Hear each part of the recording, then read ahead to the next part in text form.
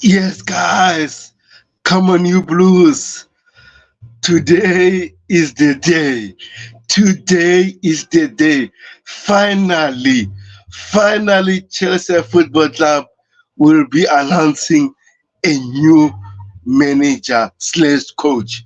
Today, I'm with Jerry Z, going to analyze all the latest Chelsea news, what is happening around Chelsea. It seems like someone, I won't mention his name, someone is vest to be announced as a Chelsea coach. Firstly, please like, subscribe, share the channel to everyone that you know. I'm the Chelsea guys. Jerry, how are you? I'm doing great, Tubeho. I'm doing great. Surprised, shocked as I woke up and as I made the coffee, came over here, opened the laptop, and shocked and surprised with the candidate, which perhaps no one thought up till last couple of hours ago. Even then, we were thinking maybe it will be close, but now it seems highly likely. It's imminent. It could be announced as soon as today, or maximum, I would say, tomorrow morning. And do you want me to take the name of that individual right away, or you want the Yes, audience to keep in the loop of this guess? Is it Deserby? Is it Ruben Amorim? Is it let's Thomas Frank? Perhaps it's McKenna.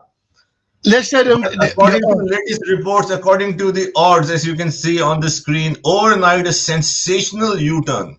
A sensational U-turn. He was not even in the top four. And Roberto De Zerbi was the favorite for the last 3 days with one by two, which if people don't understand the interpretation of the odds, mean favorite, overwhelmingly favorite to be the next coach. People thought with the news, with the odds that it's De Zerbi, no one is closer to him. And now De Zerbi, although still in the picture, but if we see the odds, it's no comparison.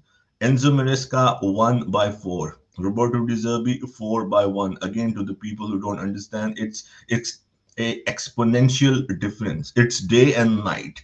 The odds, you can say the stats, the indication gives us a picture that it's as close as taking the next step, just taking the next step as you walk. It's that close. It will only be a miracle now. It will be only be a miracle. It will be a last call issue. It will be an issue perhaps with a final discussion or a signature or a clause. I'm just saying it, only a final piece of discussion closing the deal is required for Enzo Maresca. Yes, ladies and gentlemen, Enzo Maresca. Enzo Maresca, which only a few people knew up till 4 or 5 days ago, only knew his time at Leicester City. And then once he was in the picture, people research knew that he worked for a while under Pep Guardiola, the Leicester City manager. Enzo Maresca is, and I can say that, is going to be the next, is going to be, as I said, a miracle, a final discussion. Maybe Enzo Maresca make an issue in the final call, or say something that the owners, sporting directors don't like. Issue in the clause. It's almost as close as done. It's almost done, and even I can say I won't be surprised if it will be announced during the live stream. To yeah, Jerry Z, thank you very much. Also in the chat, we have cricket with Rai, right? You say Bayern is worst club in the world. And here says, where are you, bro? Sorry for the delay. We have, had some technical issues, but now we are live. So, guys, on the comment section, let us know how do you feel about Enzo Maresca. So I'm used to say Enzo Fernandez. It's always on my Enzo tongue. Fernandez. I think it's Enzo Fernandez who made this But, happen. He wanted an Enzo, another Enzo. I think it's because of Enzo Fernandez, right? but let me say this, right? I'm gonna say something that maybe people didn't think about, right? Eh, Enzo Maresca can speak Spanish, right? Can speak English, can speak Italian, I don't care about he can speak Greek, right? But the main thing now, he can speak English fluently, can speak Spanish fluently, and we have so many players in our squad who speak Spanish, right? So I think it's a balance overall. Language won't be a lot of language barrier. I don't know whether Dizebi or Thomas Frank know Spanish stuff, because Enzo Fernandez is not good at his English at the moment. So even Moises Caicedo, he can speak English, but I can tell you it's not fluent. So, man, are you guys excited? We'll see. Jerry, just share the first item, the breaking news that we had now, that Enzo Maresca looks like it's gonna be the next Chelsea coach. So, guys, on the chat, please let me know. Let us know, how do you feel about this news? Right? I thought it was Disebi. But oh, the club had another plans. But you know what I'm happy about? The report was saying Josh Shield, even the sporting directors were keen on hiring Enzo Maresca, right? Rather than the report saying that Ekbali would like disable Chelsea, which I don't like. I rather have the sporting directors to choose for us, right? Let's see here. Jerry, do you want to read the item? Okay, so according to Chelsea Dodgers, I mean, according to Fabrizio Romano, sorry, posted by Chelsea Dodgers on Enzo Maresca, it's now up to Chelsea. Decision time is coming soon. Yes, I think it will be today or maximum by tomorrow morning when we have our first coffee. Decision time is coming soon. And Leicester are waiting to see what happens there before they decide on who to hire as a replacement. It's coming. The writing is on the wall, but I'm surprised, to be very honest. I didn't see this coming. The Garvin, the expert, the legendary Garvin, called me to do an emergency podcast. He was so sure, and I was as well, and many fans, right, including yourself and many other analysts, thought, because of course, with all the links, all the talks, even the odds, everything suggested that it's going to be Roberto Di Zerbi. And by the way, it's not official. So to be clear, it's not official. But if we see the odds again, right, with all the reports as well, as we are sharing with you, with Romano, with Onstein, other journalists, and it's all over the web, all over the mainstream now, that he is highly likely to be the candidate. But if someone understands the odds, right, the 1/4 odds, and second one is Roberto De Zerbi, that is 4/1. So it's like, it will be, right, to be miraculous now. If we see the odds, it will be a miracle that it won't be Enzo Maresca. It will only mean something at the very last hour didn't go through. What do you think, Tobeho? I believe you. Even last night, right?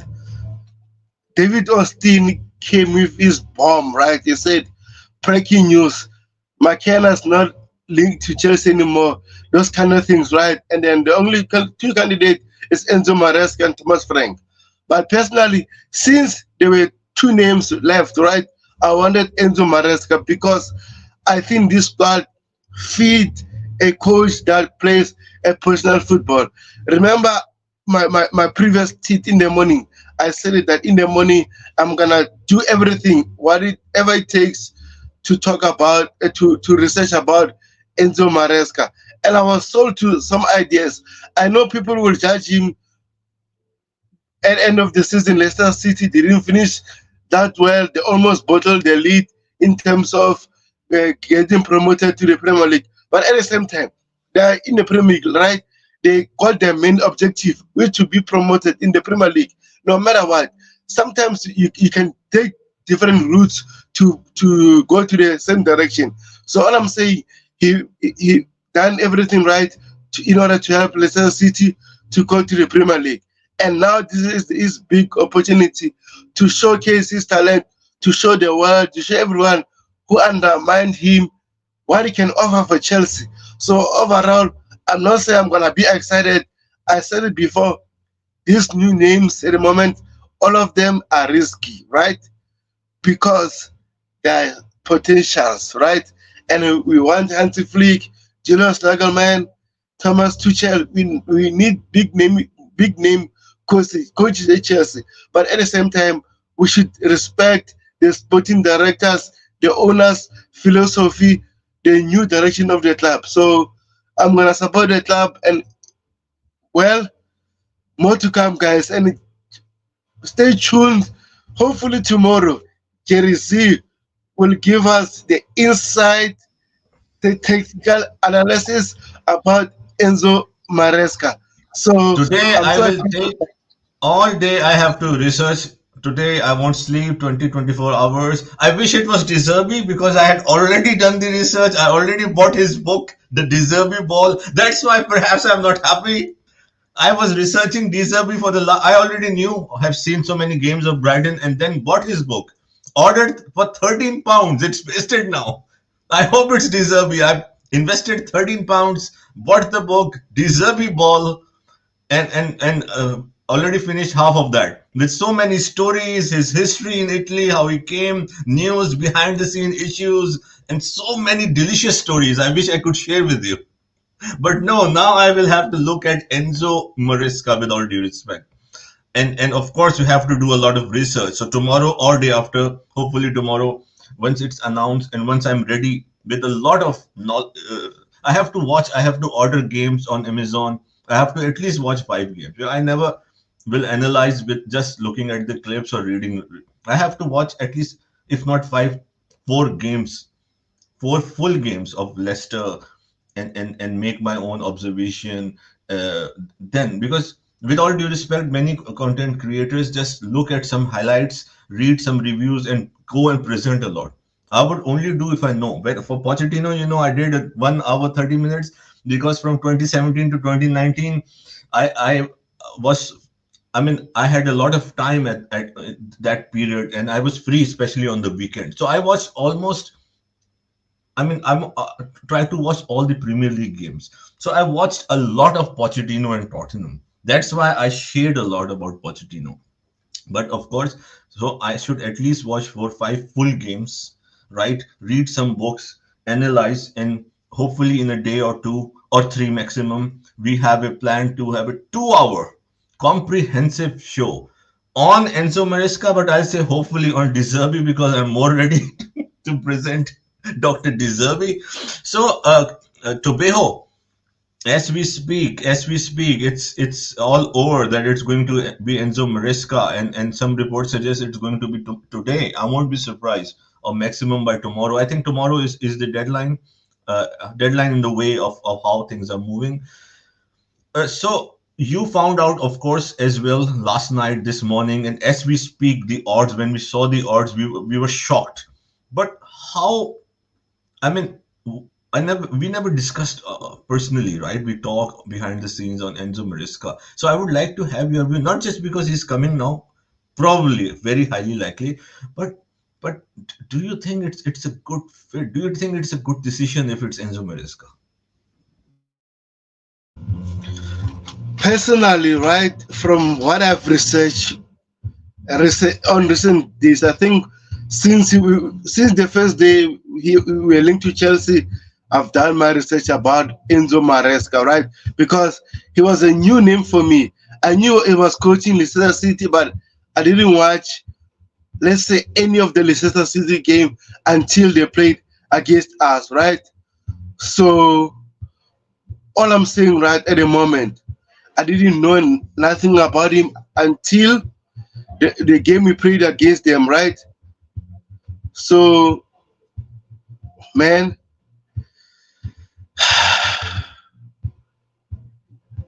what are you sharing there, Jerry?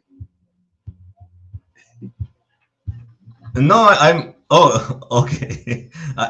Sorry. I even forgot that. I was trying to share your stream on the channel. I apologize to the audience for this little bit hiccup. It's nothing. It's nothing. It's just sharing the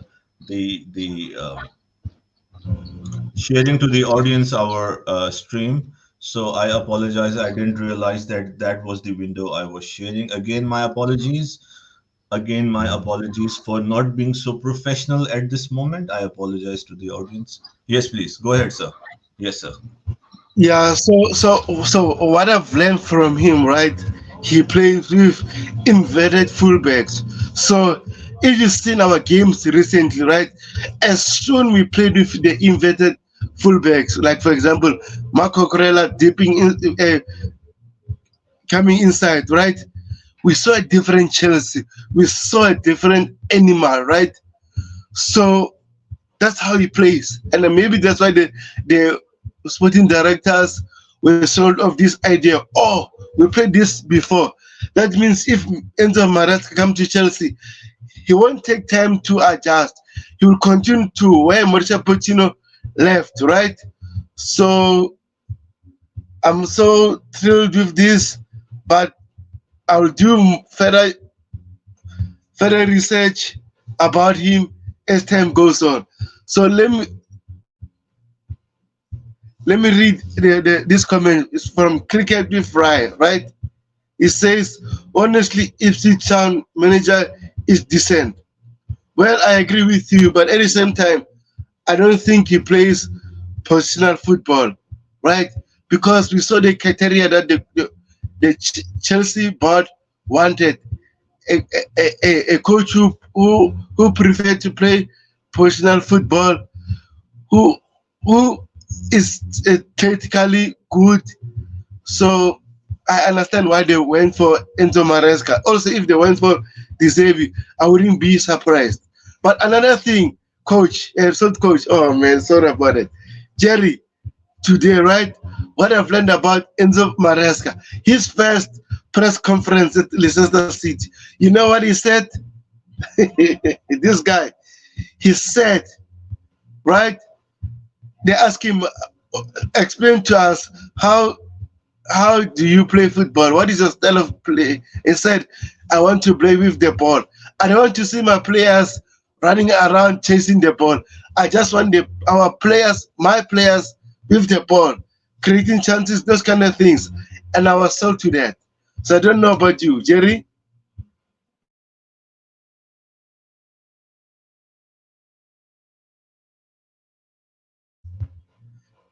Yeah, yes, I'm still like looking at the updates, news, maybe something to break, share with the audience. I mean, I'm shocked and surprised. I didn't see this coming. You can see the Share, audience. I'm so shocked, so surprised that this share, is transpiring. Yeah. share the latest one from I think was Jacob Stanberg, right? Saying Uh, Chelsea. I, And I'm sharing one by one the ones you have sent me. We can go quickly. let's no. Okay, Okay, you can tell me which one. no, it's fine. It's fine. Don't worry about Okay, it. because you had already shared it, right? So it was in the queue. So But anyway,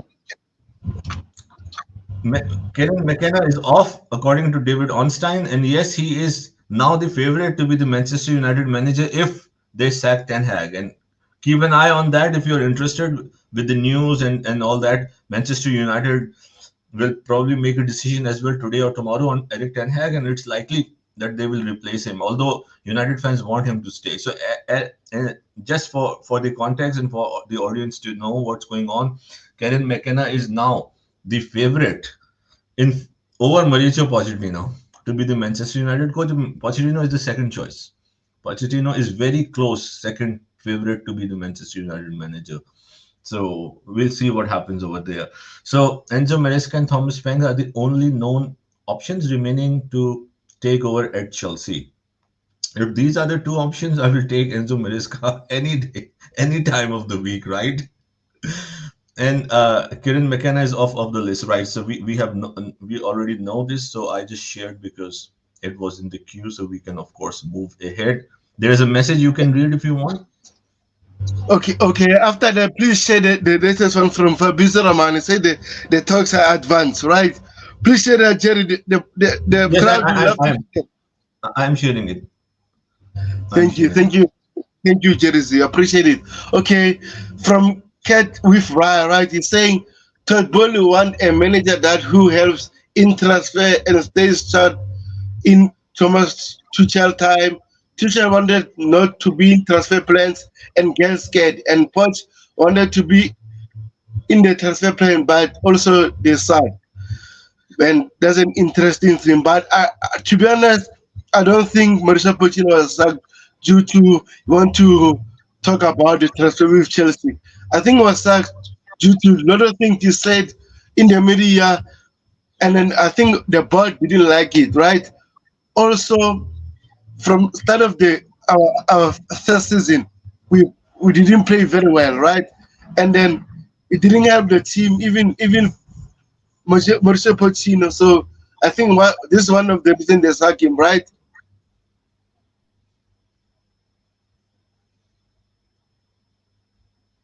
Did you say did you saw the latest news, Jerry? I didn't see the. I didn't find the one you're referring to. Did you share with Fabrizio me? Romano. Fabrizio Romano. Okay, you want me to? Okay, you have He shared with said, me, or I just pick it up from the tweet. okay, Actually, okay, I'm picking all from the group. The group that you made. okay, no problem, Jerry. I thought, Man, I'm but so stunned now. I'm really hoping it's Deserby. It's you. You must be enjoying the natural, organic expression. Me being lost for the last 10 minutes on the stream, looking at this news, looking at that news, looking at Sky, looking on BBC. What's going on? Who is coming? And all signs right now are towards Enzo Maresca. Correct? Tubeho. yes, correct. Enzo Maresca. You unfortunately no more Mauricio Pochettino. Now is the new gaffer, Enzo No, no, no Maresca, right? Pochettino, man. No, no Pochettino. No, no Pochettino. Pochettino can go to United, Newcastle, maybe to Brighton. Pochettino to Brighton. What do you think? No, honestly, no. He can really build them, right? He can do a good job at Brighton, right? Yeah. Okay. Let me share the news right to you. I'm sharing right now. There is I it, got it. right? Yeah, I got it. I got it. you got it right. Sorry to the audience or who will listen later. Sorry, but it's okay. You can enjoy my organic expression, being quiet, lost, looking here and there. This is the beauty of the live stream, of the situation of announcing the new manager. You can see that people get lost. The raw emotions, right, Tobeho? Natural emotions. Correct. You got the tweet right. No, I didn't get it. You're sending in the Chelsea update group, right? I've sent it already. What's happening, man? Is my system not working or what? Just 1 second. Yeah, I got it. I got it. I got it. Okay. Okay. Okay. Okay. That's it seems like a huge update over here. So just a second. I'm adjusting the window and now I share with the world.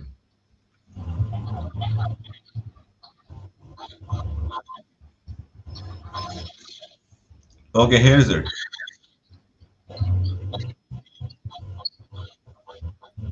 Thank you, Jersey.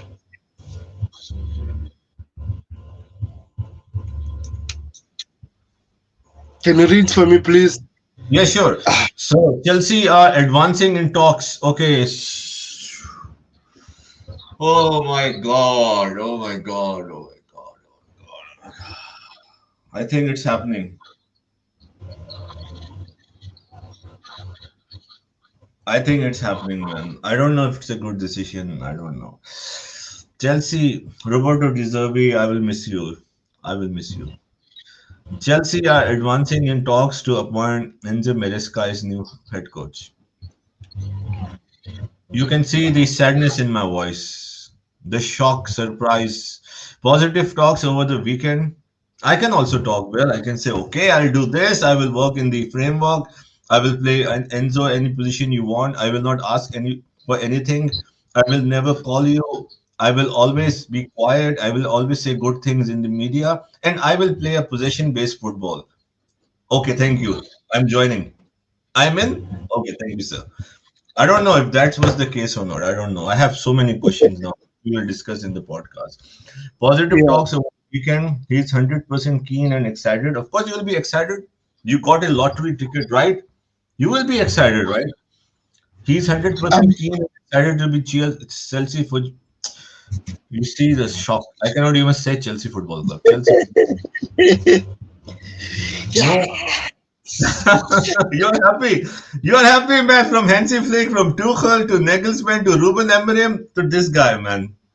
No issues over Maresca's contract. Big up DJ, big up DJ. It's disgraceful. I agree with sir. I needed you in the podcast. I was feeling so low. Tubeha has never seen me like this. I am not able to speak. I'm lost. I'm shocked, sir. DJ, please help me out. Please support me in this time. I'm not feeling good, sir. I'm yeah, not feeling DJ. DJ, sir. Big up, guys. Look like clowns are getting Maresca disgraceful. Sir, I agree with you. Sir, I love you. I agree with you. I needed this message. It gave me but energy. It gave me the support. It gave me the support I needed. I was feeling so down. I was feeling so down. I was even I was warming up to De Zerbi. You can understand. I was warming up to De Zerbi, but now they went for this guy, right? With all due respect, I'm not going to say, and it's not about him, right? It's about the board who take this massive gamble, I would say. No issues. So sorry, the last sentence on the tweet today. Sorry, I'm just not myself today, please. But this is the beauty of live telecast, right? but Jerry, with all due respect, right? I appreciate you and DJ Sef, right? But for me, I said it before, it's between Maresca and Bizebi. Because, come on, McKenna, Thomas Frank, they're awful to me. They're good, but not good enough. McKenna, yes, is good, but doesn't play the way that I want my club to be played, right? And I know Jersey is frustrated. He wants a Hansi Flick, maybe let's say Xavi, right?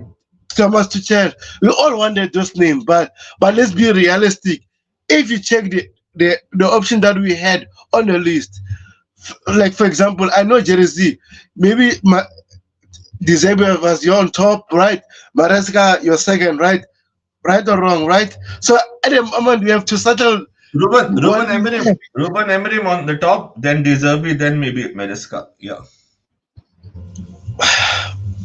Ruben But Amorim because of you you shared so many analysis. Ruben Amorim was in this list. He was of course not in the list. He was in the last day or two, but before when he was. So Ruben was there, first choice, then De Zerbi.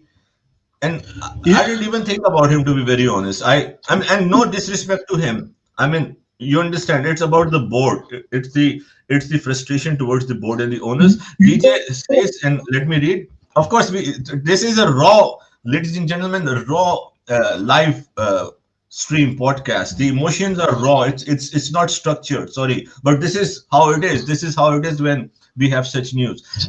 DJ says he will be sacked by Christmas. The only positive he knows, Cole Palmer.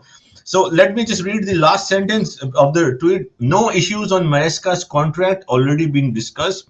Talks to follow with Leicester City over euro 10 million compensation fee and even paying the fee. Does it make sense?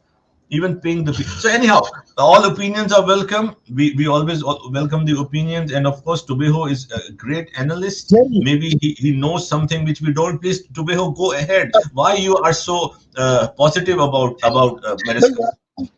after we've done with the stream, all right, I'm gonna share to you something that will change your mind. Don't worry. I have something I have privately, right, linked up already before the show, right? But I'll share it to you so that you'll do further research on Enzo Maresca, right? It's okay. They just service saying that will be stuck on December, right? It's okay, but if you really watch Leicester City, right? Leicester City fans, yes, they were divided, right? But their first 10 games, Leicester City was on fire. They played very well. They won 10 out of the 11 games, right? And also, they have a good home record and good away record in the championship. Yes, I know we're playing the Premier League, right? But it shows something. And I'm telling you right now, the championship is the hardest league in England. People will downside it because the championship. How many Premier League clubs went to the championship and never came back? Now they're look at Portsmouth. Where's Portsmouth now? I think they're on the fourth division, right? So yeah, man. DJ safe, come on. Enzo Fernanda, he was So not my first choice. DJ, and he is also from Portugal. Great analyst, and thank you, sir, for tuning in. I appreciate the support. I needed some messages, something that aligns with my vision. He says Ruben Amorim was perfect for the, of course, and Tobejo is perhaps the biggest fan, sir. Do you know Tobejo is one of the biggest fans, our host Tobejo, of Ruben Amorim. He follows the league. He's been following him for about 2.5 seasons. Watch all the games, and he analyzed a lot and shared a lot of content with me, and it made me a huge fan of Ruben Amorim. And I was like, wow, we should get Ruben Amorim. DJ says, sorry, so excited, so frustrated, many things in my head. Sorry if I'm not structured today. It's okay. You can forgive me. Ruben Amorim was perfect for this job. There were reports emerging he was a contender over the weekend. Yes. So DJ, I have a question for you and also Tobejo. The thing that I read, sir, Sir DJ, Sir Tobejo, is this Ruben Amorim right? And De Zerbi. Ruben Amorim, we know, like a guy of pedigree, his strong character, and De Zerbi, we know is very vocal, right, as well. So I'm just saying, Nagelsmann last year didn't go through, right? And DJ knew. No, I mean, no, I was talking on Nagelsmann in yesterday's stream on Chelsea Perspective. So if De Zerbi and Ruben Amorim eventually didn't go through, I have this question that it didn't go through because they wanted a yes man. Sir DJ, what do you think? Do you agree with me? This is the only thing I'm thinking. If they are not going for the Tuchel's flicks of this world, they wanted a list of emerging managers with potential, with something they have done in their respective leagues, like Ruben Amorim, De Zerbi, or like these Marescas who have done in the championship. Among this list, Ruben Amorim stands out, right?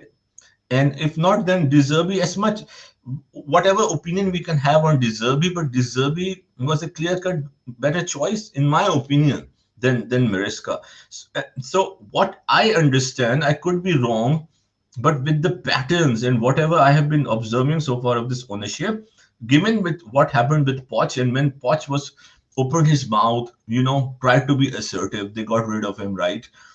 So I think they don't want a Ruben Amorim or De Zerbi because they don't want anyone to interfere even to a tiny bit, to a 1%, ask for anything, suggest anything, say that we need perhaps only one player of my liking, right? If you see what I'm trying to say. In that context, as I said, no disrespect to Enzo Maresca. I don't know if they're really going for Enzo Maresca because, right now for him, it's like a jackpot. It's like a lottery. It's the biggest achievement of life. Perhaps he could have never thought he would work for a club like Chelsea for the next 10, 20 years, or maybe ever in his life.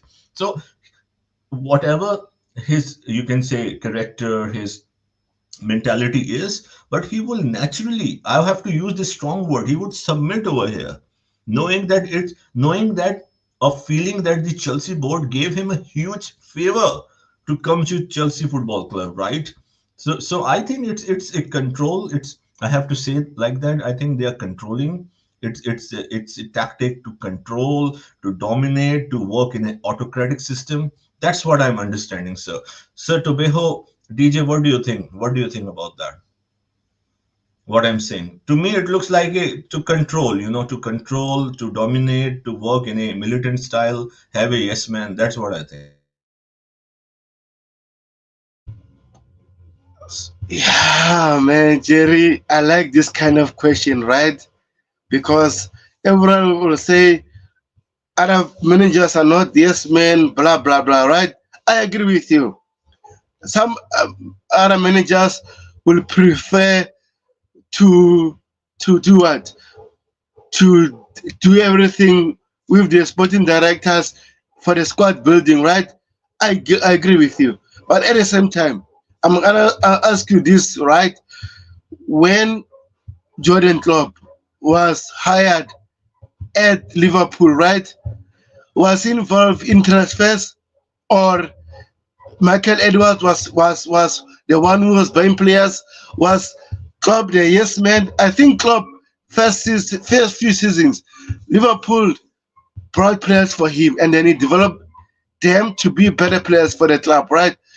After Michael Edwards left the club, that's when Klopp had a control of the transfers, right? Also, another thing, right? I'm gonna say this. Look at Liverpool. No, sorry, Madrid. Are you telling me Carlo Ancelotti is a yes man? Madrid buy players for the coach. The coach doesn't have a say whether the player comes in, the player comes out. So I'm gonna say that's what I'm saying. No, even Tuchel at PSG had no say in the transfers. Thomas Tuchel, the best in the world, had no say at PSG, right? So don't tell me that they are yes men or they are not yes men. Sometimes transfer strategies they work differently at a different clubs. That's what I'm gonna say. Let's read DJ Seth comment because you asked him, right? Yeah, DJ says Nagelsmann and Enrique turned the jobs down because of the direction our club was going in. They asked for certain players to make us better. Both managers outlined their project, owners refused them. 100%, sir, DJ, 100%. Tubeho also had a strong point. I understand what Tubeho is saying, but I think it could be a middle ground. Uh, um, Tubeho, do you have anything to say to what DJ say? I personally agree. We all get along, we respect each other, but perhaps today it's a different opinion, and it's normal, right? We can always have different opinion. Yeah, We just have to tell the audience why we think what. It's not personal, I love you, you love me, we work as one. But I have to be honest. You are an honest person. You will say what you believe. You won't say anything to make me happy. I won't say anything to make you happy. That's why we are proud to represent this community. So please, sir, go ahead, what you have to say. I agree with DJ Seth 100%. I said it before. We need an elite manager slash coach at Chelsea. I said it several times. But now the reality is what you're having at the moment. After Saki Mauricio Pochettino, we're linked with, I think it's Kieran McKenna, Thomas Frank. I'm so sorry. I don't interfere. Sometimes I do. Sometimes when you said Pochettino, now it sounds strange. I think it would have been much better that we continued with Pochettino if this is the I choice. disagree. I disagree. Don't worry. Don't worry. People will see the light with Enzo. Oh man. DJ, I have a question for DJ if you are there, sir, and I appreciate your support and for being here. DJ, and I know DJ has been one of the biggest critiques of Mauricio Pochettino. I don't know what he'll answer, what he will say, what his answer will be. So if you have a choice let's say if you have a choice, of course Poch is gone, but let's say if you still have a choice, two choices to continue with Poch or get Maresca. So DJ, who will you prefer in this situation? And DJ says Enrique was willing to take job on before Frank Lampard. Today I am not even able to speak, man. Sorry for that. Enrique was willing to take job on before Frank Lampard, and we were still in the Champions League. Yes, but more than Enrique, my frustration is Julian Nagelsmann, who I highly rate. I think DJ is on the panel, right? DJ joined the panel. Welcome, DJ. Welcome, sir. Please, you have the floor. It's Tiger, not DJ. Man, It's why Tiger. did you? Why did you? I don't know what I cannot say to be home. But anyhow, But Tiger, you're welcome, and you're not welcome. It's also okay. So I thought but it's DJ. Did I miss the message of DJ? you send him the link, right, Tiger? Yeah, yeah. No, I was because of the chat, I didn't see the window. It was merging. So So, yeah. So yeah, did you read the comment? Did you read all the comment? say this. Yeah, I read that. Is there any other comment after this? Yes, it's this one. It's Mba Pinky. Hello Mba. Please subscribe. It's the first time we see Please here. subscribe to the Coolest Chills podcast. Raw emotions, real emotions. We try to be logical. We try to be real. We don't call each other that we have to say this or we have to say that. And it's very organic. Try to present the ideas in the best way possible. No, Tiger, it's Tiger who is I cannot say, anything. I don't want to say anything. He's frustrated ever since Poch was sacked. I didn't even say anything, but because in his mind it's what he's thinking, right? I don't have to read that. It's Tiger, his thinking, right? Because I said Tiger, it's DJ, because I said it's DJ and you said it's Tiger, and then I was mentioning to the chat that, I don't even remember what I said. I wasn't even speaking to Tiger, but if he thinks like but that, Tiger is more than welcome. Tiger can come if back. he, if he, Share if he your thinks thoughts. like that, then he need to calm down. And Yes. he's so pissed off because Pochettino is sacked. You know that. So okay, so Tupeho, uh, okay, so let me read this message. I hope I can pronounce well. Okay, if you're from Indonesia, you, you were next to me in Thailand. Um, when I was there, I just moved here 4 months ago in the UK. I'm Indonesian people, but my heart's still with Chelsea. Come on, you Blues! Please like and subscribe, share with the community, share with the Indonesian community. I forgot it's a huge country with so many people. So and that Pinky, please try and share it in the university, in your office, with your friends, wherever you go, in the gym, in the park, in the movies. Put a poster, share it on the social media. Indonesia, a lot of fans over there, huge country, need to see, subscribe to the Coolest Chills podcast. Tiger, come back, sir. Tiger, come DJ back. We need says, you, Tiger. DJ says, I said it to Coachella despite my take on Poch. I said it to Coachella. Now I'm getting the energy. Now I'm coming back. I think the coffee always helps, right? I said it to Coachella despite my take on Poch because of the position we finished and looking at the options. I would have kept Poch for another season. 100%. If we are going with the Marescas of this world, Sir Pochettino, I miss you. I miss you at this very second. I'm missing you once again. I know you and McKenna are fighting for the race for the Manchester United job. If Ten Hag gets sacked, I wish you the best. But I cannot support you if you go to Manchester United, sir. But let's see. I will keep an eye what you'll do if you go to Man United. Tiger, yes, sir. I know. So Tiger, if you want to come, please come back. Give your opinion. You are a great economist. We know, very young talent, but for some reasons, the your obsession of Pochettino, I personally don't agree with, myself being a huge fan of Poch, but even to this day, you are saying that it was a horrible decision to get rid of Poch. Okay, it's your opinion, sir. It's your opinion, but I don't know what I can say. I don't agree to that, but okay. If you love Poch, I did, so I cannot complain. I did. Tubeho knows. Everyone knows my love for Pochettino. I still like the guy. I respect the guy. But my reason was that he's not the right fit for Chelsea. Maybe he can do something good. He's still 52. If he goes to United, Newcastle, who knows? Maybe he can prove us all wrong, and I can say maybe I'll regret in the future. Who knows? Pochettino is a good coach, but not the coach that I think will align with Chelsea moving forward. Big up to the final boss. Chelsea perspective, final boss Coachella is in the house, sir. Sir, welcome to the show, and we are shocked. I am shocked that we are linked with Maresca. I am so shocked. I didn't see it coming. Tiger says, out here in the open, if you guys continue for more than half an hour, then I'll go on. Give me some time, bros. So you can come anytime. And we allow all the opinions, diverse opinions. I am a graduate of Chelsea perspective. I learned from Coachella before joining Coachella. Helped me.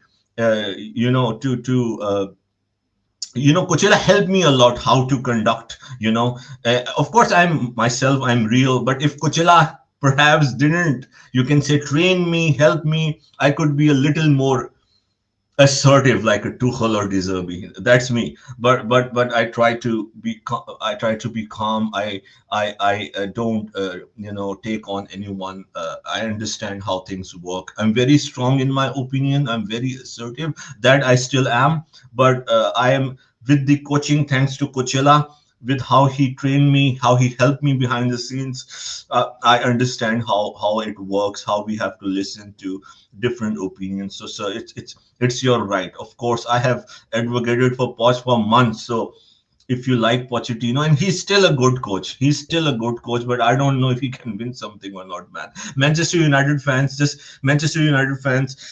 He's heavily linked, by the way. If it's not a joke, he's heavily linked. McKenna now is favorite perhaps to be the next Manchester United manager if Eric Ten Hag gets sacked, but Pochettino is very close. So the point is that Mark Goldbridge was I saw his stream. I was curious what the Manchester United fans are thinking about their situation. So they are saying he's okay in the middle. He don't really rate Poch, but he's saying why we should we replace Ten Hag for Poch. Poch never won anything. Ten Hag won 2 trophies. Manchester United fans don't want Pochettino. What they don't want Pochettino. They voted and it's only 19% in favor of Pochettino. And this could turn out to be the reason if the sack Ten Hag, maybe they will think that if fans don't want Poch, they have a huge reservation. They have a huge reservation. I'm just sharing. Mark Goldbridge, who is a big voice, and I respect him. I also listened to him over the years. It's good, very good analyst. So he don't want, and the United Stand and many other channels, the fan base, they don't want Pochettino. I'm just saying to Tiger, they don't want Pochettino, but I still think he's a better fit for Manchester United, given their players and how they allow. For instance, Ten Hag was able to get Garnacho, Onana, right, among others. I don't know the play. These two, Ten Hag got. So in that framework, and with the players they have, I think he can do better. He'll finish top 4 with United if he go there. But Manchester United fans say, will he win something? They always say he didn't win anything, right? So Tiger, Manchester United fans don't want Pochettino. They don't want Pochettino. So Mbappe Pinky says, I'm just confused. I am as well, Mbappe. I'm saying Mbappe, Mbah, I will say, if I have to use I have no few words of Indonesian, by the way. I'm not sure which pronunciation would be. Mbah Pinky, and you can help me to pronounce. If you know Thai, we can speak a little in Thai. I was in Thailand. I just came over here 5 months ago and suffered. I suffered a lot when I came here with Pochettino. So many bad games, and I hope the future is good. But seeing this picture, I'm not positive at all. I'm just confused. I am as well. I'm so confused. I don't know what to do. Maybe I should lock myself in the room for next 24 hours so I don't make a mistake if I go outside. Where is there so much confusion? There's so much confusion. At first, I was very supportive of Emery. Then opinions grew. Then De Zerbi, of course. First, we were warmed up for Ruben Amorim, and then De Zerbi, right? Even though I said no, I don't want De Zerbi, but everyone in the end, even Coachella had a magnificent post on X last night about De Zerbi. Then De Zerbi seemed the best choice, but now why so many are pointed with Enzo? Because it's crazy. And my philosophy, my understanding, is because Enzo is a yes man. For him, it's a jackpot. For him, he didn't even think he can get a job at Brighton, Everton, Sheffield United, right? And now he's getting a job at Chelsea Football Club. He is a yes man, right? And I hope it's not the case. I will support Chelsea. You know that, Tobeho. Everyone should don't be confused. I will support Chelsea Football Club. But I suffered a lot under Pochettino. I suffered so much under Pochettino that I eventually turned on him because I want results, right? I want results. I made a 89-minute presentation on your channel I am very proud. One of the best presentation I have done on Mauricio Pochettino, and I Yeah. turned on him. I turned on Pochettino. So why should I support Enzo Maresca if he doesn't work over here? I will support him. I won't even look at him. I will support Chelsea, but I have huge question marks on him. Huge question marks. Surely, how much more minutes you guys are on until the announcement? We don't know. It could be 1 hour, 2 hour, We or don't 10 minutes, need 1 or 10 hour, hours. We 2 don't know. hour, or 10 minutes, or 10 hours. So, sorry, I went on the So, rant. sorry, I Sorry, went on the Tubeho, I rant. went on the rant. Sorry, Go ahead, I sir. went Go on the ahead. rant. Go ahead. Go ahead. Jerry, see, my quick advice, don't worry. Uh, I'll change your mind. Don't worry.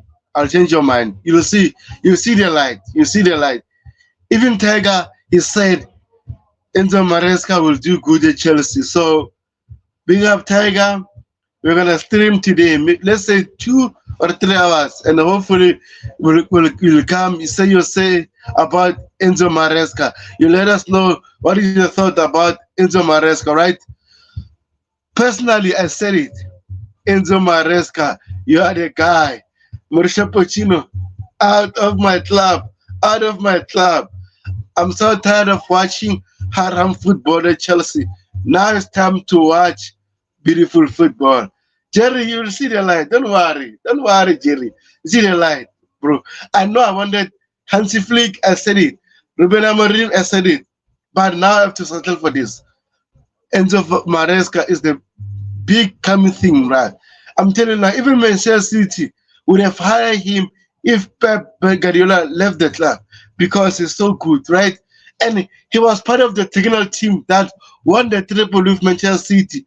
So he have the already a winning mentality of Manchester City and is gonna bring that to Chelsea.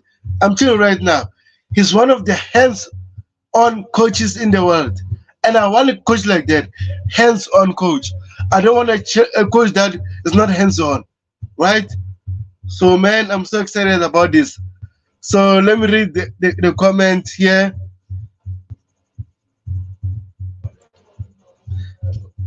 Pinky says, I'm sorry for my English. Tiger said No, no, no, they no, don't no want. worries. Pinky, no worries. I started learning English 12 years ago. And it's still far from Yes, perfect. Don't worry. You're yes. most welcome. Tiger said, yes. Tiger say they don't watch Poch because they have everything like we won one in anyone when we had Tuchel, right? It's simple. They want winners. Welcome. Welcome, Welcome. Gideon Machoko. Is he a new supporter, new fan? Yeah, it's my first time, and then I think it's from Oh, South welcome, Africa. welcome to this breaking podcast, this live podcast, the excitement, people. Wait, mute that, so the voices. Welcome, The welcome. voices. Can you mute? Welcome, Mr. Can you mute a second? Masuka. Please subscribe, my Can friend. you mute for the voices echoing? So, sorry, because we were talking simultaneously. So welcome, greetings, Masoka from South Africa, from Nigeria. Please let us know where you're from. Did we get Enzo? Welcome to this breaking live stream, the live podcast when we are going nuts, right? We are going nuts. Tobeho is absolutely optimistic. He's excited. I'm not even able to sit, even able to speak correctly and focus. DJ is fuming. Tiger is in the middle. Tiger is saying, okay, let's get him, because Tiger is obsessed with Stocks football, or Tiger is obsessed with, what is his name? Alex, right? And other content creators. So Tiger just follow what they say. Tiger say he's the next big thing. Okay, we'll take him. Tiger say, okay, let's take him, right? So please share your thoughts. Please subscribe to the channel. Please let us know. Chelsea Football Club. Chelsea Football Club. Look at Tubeho wearing the shirt. Chelsea to win the title, to be competitive, to win the league. 7 years. 7 years we have not won the league. Do we have to wait for 70 years? Do we want to become a Liverpool who won the league after 30 years? When I will be old, fragile, won't even be able to do a show? When will we win the league? We won the league under Sir Antonio Conte in 2017. 2024. People are happy with Maresca. Why? When do we have to win the league? When do we have to win the Champions League? Trust the process, this project. Absolutely crap, man. Absolutely crap. Well, from Tega says that's not correct at all. I have my own research, liking and disliking Jerry. So Jerry, before you What come research back do to you them, have? Come and share your research. Share your research. What research do you have on Enzo Maresca? How many games have you seen of Enzo Maresca? Do you watch the championship? Do you watch the championship or only open the phone and see some highlights and say, wow, he's the next best thing because he worked under Pep Guardiola? I don't know where he was. What was his role under Pep Guardiola? He was not the assistant coach, right? What was his exact role under Pep Guardiola, right?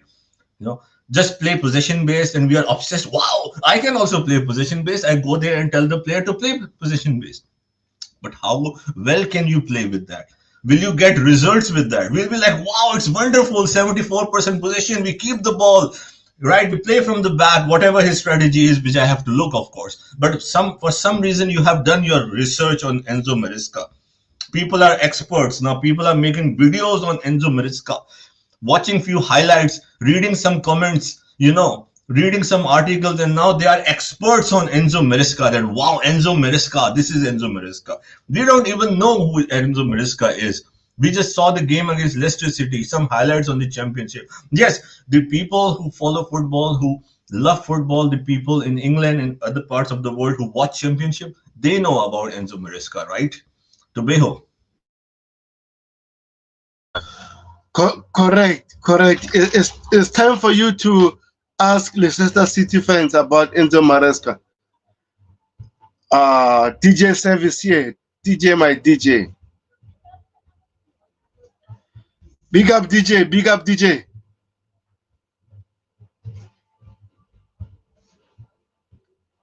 Sorry. What happened? Big up, guys. DJ, are you there? Yeah, I'm here, guys. Can you guys Thanks hear for me? tuning in, sir. You see, you have never seen me like this before, sir. Please go ahead. Help me out, sir. I'm so frustrated, sir. I'm disappointed, sir. Please go ahead, sir. Yeah, first of all, big up to everyone in the comments. Oh, you guys know what to do. Smash the like button, subscribe to the channel. Just thanks for having me on, Tobago, by the way. It's great being here chatting to you guys about football. Listen, on Maresca, I'll say it to you right now, Tobago. I'm going to give you, because I follow you on Twitter as well, I'm going to give you 3 months into his reign. And I'm going to see after 3 months, it's going to be Maresca out. Because that's what it's going to be about, bruv. Yeah, I can tell you this now. You said that you wouldn't do that with Poch. I've watched you on Twitter Space or X, whatever you want to call it. And it wasn't so long ago after that you started wanting Poch out, Poch out. It's going to be the same thing with Maresca. What you guys have got to understand. I never wanted Poch. What I'll tell you right now, Tobago, right, is what you guys got to understand is this Chelsea job now has got to be right. It's got to be the right person, right? Okay, because we can't go around and afford sacking managers as they've been doing. They said when they came to this football club, these clown lake of owners came in and they said, yeah, that they were going to have a steady ship. They were not going to sack managers. It was going to be a completely different thing. You know, they were giving all the big talk. Yeah, what do they go and do? They end up sacking Thomas Tuchel in his first whatever games it was that he was with us, and then they go and bring in the worst manager you can ever bring in Jellyfish Potter on a 5-year contract. Yeah, we all know how that ended. Yeah, okay, this is going to be the same thing with Maresca. If this guy's going to end up getting a 5-year contract at Chelsea, right, which has been discussed in the media, all right, okay, and it starts going wrong, okay, it's only going to be a matter of time until the fans are going to switch, they're going to turn, okay, and I'm always trying to be one of them positive fans here because listen, I've been a Chelsea fan as you guys know, as you know, Tobago, because I know Jay-Z hasn't known me for a long time, but I've been a Chelsea fan since the 80s.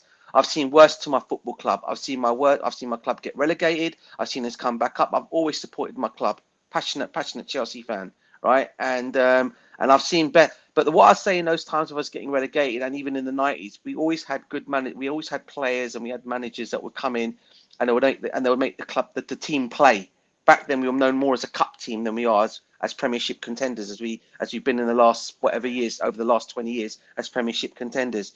This guy's not going to make us Premiership contenders, right? Yes, he's worked. I think what everyone's taking on here is because he's worked under Pep Guardiola, one of the best managers in the world. Everyone thinks he's going to bring this magic to Chelsea. He's not. The players are different players. Okay, for one.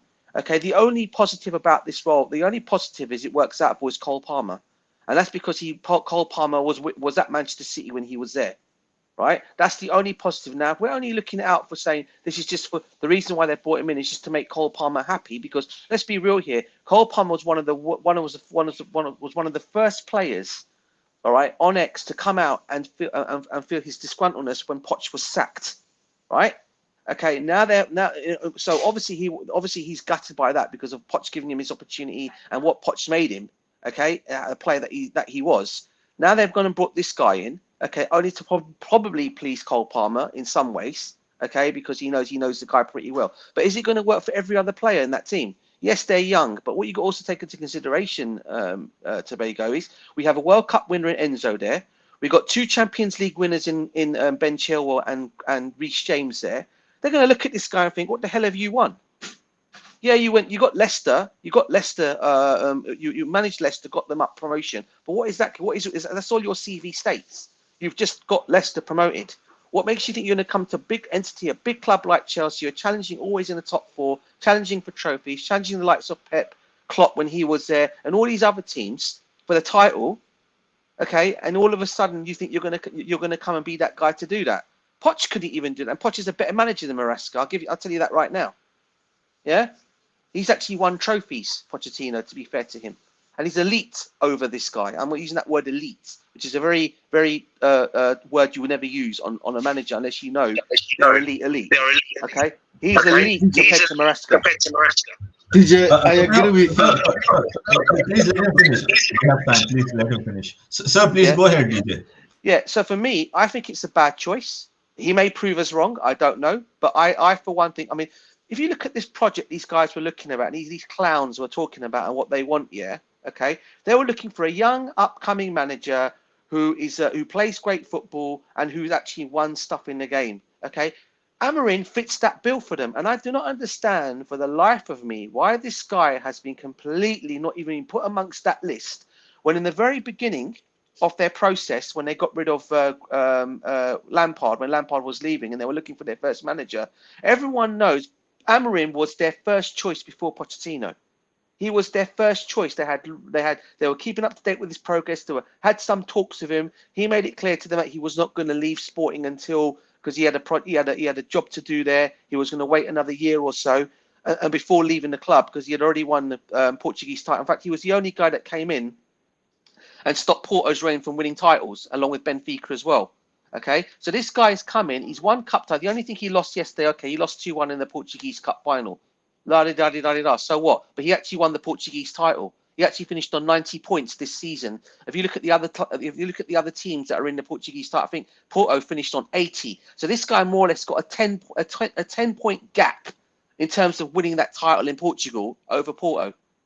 Okay, now that more or less tells you about this guy and what he is as a manager. He's 38 years old. He fits the bill of what we're looking for. The only thing he doesn't have is he hasn't worked in English football. Well, Jose Mourinho didn't work in English football. Carlo Ancelotti didn't work in English football. Conte didn't work in English football before they all came to Chelsea. Thomas Tuchel didn't work in English football before he came to Chelsea. So where are we going with this narrative of, it has to be you have to be a manager who's worked in an English football before? I mean, utter nonsense, mate, because you can get the right man that comes from abroad and come and do a job at Chelsea. And there's no doubt in my mind, the reason why I keep on going on about Amorim is not because of my Portuguese heritage and background. It's because I've been following this guy for quite some time in the Portuguese league. And I said one day, him and the other guy, Sergio Conceição, who's the other top manager in Portugal, who manages Porto, these guys are going to get top jobs at some point in the Premiership. Okay, and the reason why I said Amorim now, because he's 38 years old. Conceição, I think, is around about 40, 45, 46. Okay, but Amorim is probably the youngest out of the three. He's a young up-and-coming manager. He's just the kind of guy that comes into Chelsea and he plays different formations. So it won't just be playing three at the back. He'll play a 4 at the back. He can play sometimes 5. He go 4-3-3. The guy changes his formations to make the team win. And people can talk about saying, his football is not it's not fun to watch. It is fun to watch. He's basically he manages similar to Jose, but he manages the same way. His formation is almost similar to Jose, but his football is more entertaining than Jose's was. So as we all know, Jose, when he first came in, all it was about was keep the ball and you go and get them on the break and you win like that. It was an ugly way of winning, but he got the job done. It was an effective way of winning games. This guy does it both ways. So this is why I said Amrin should have been the choice, and these guys are going to regret this now, because if this guy becomes available again in the season, if things don't work out for Liverpool and slots in the middle of the season, I can guarantee you this right now: Amrin will go to Liverpool as the next manager, and everyone will be looking at it thinking, why the hell did no one go for this guy? Okay, but this is what these owners have done to our football club, and I said it already before. I will never trust their process, and I'll never believe in these owners until I see a change of what the direction they're taking this football club. And at this moment in time, they're taking this football club nowhere. We finished 6th. You go and sack Pochettino and bring in a yes man to come and do your job for you. This guy's okay. He got Leicester promoted, but he's not. He's got no experience managing in Europe. Poch at least had experience managing in Europe. This guy doesn't. Whether we take the Conference League or not, because there's a possibility we might not even be doing that. We might opt out of that. Okay, this guy still hasn't got the experience over Poch. This is why I keep saying to you guys, don't get too excited by this appointment. I want to see what he does. If he comes in and he does well, he needs to change my mind. I need to sit and watch this guy and say, okay, now change my mind and see what you know. At the moment, I don't rate you. What are you going to do to change my mind? And if he can come in and possibly do a job and say, okay, yeah, you know, he's playing the football's great. We're moving up the table. At this moment in time, I just don't have the confidence in it, because I just don't believe in these owners' structure at the moment. They're taking our club completely backwards, and I don't understand how Chelsea fans can actually sit back and allow this to happen. Okay, if you look what we were under Roman Abramovich, I'm not saying okay, even before Roman Abramovich bought us, right? Yeah, we were winning cups at least. Okay, even before Roman bought us, so it's not about the Roman era. It's about what we were winning before Roman came, and we were a cup team back then. We won in Europe before Roman came. Okay, with this guy and these owners, I just don't see it. At this moment in time, they are taking out, and look at the players they're buying. They promised us all, they're going to go and buy 25-year-old players, yeah? Okay, that was just a PR stunt, yeah? Look what they've gone and done. Their first signing is Willian from Palmeiras. How old is this guy? 17 years old? Yeah, don't get me wrong, he looks a talent, brilliant player for the future, but we're talking about next season. So they've already started to lie about that process. So they're not going to sign no 25-year-olds, guys. Let me tell you this right now. They're going to go for young and upcoming again. And you see where we're going to end up going again next season. And then once again, it's going to be another, I personally think it's going to be another fertile situation at Chelsea, a futile situation at Chelsea. The fans are not going to like it. The fans are going to be up in arms again. And it's going to be one of them seasons again next season. But this manager needs to prove me wrong. Sorry, guys. You guys can carry on now. Thank you, DJ Steph. Appreciate it.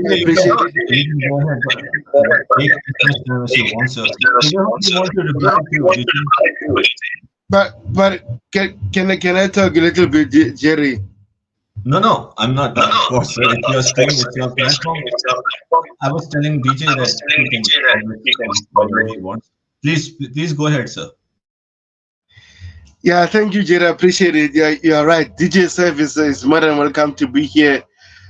I agree with his comments, right? But unfortunately, this is the new owners model. As much as fans hate it, we can't hate the club, right? We'll support the club. But personally, I said it before, I didn't want Mauricio Pochettino at Chelsea.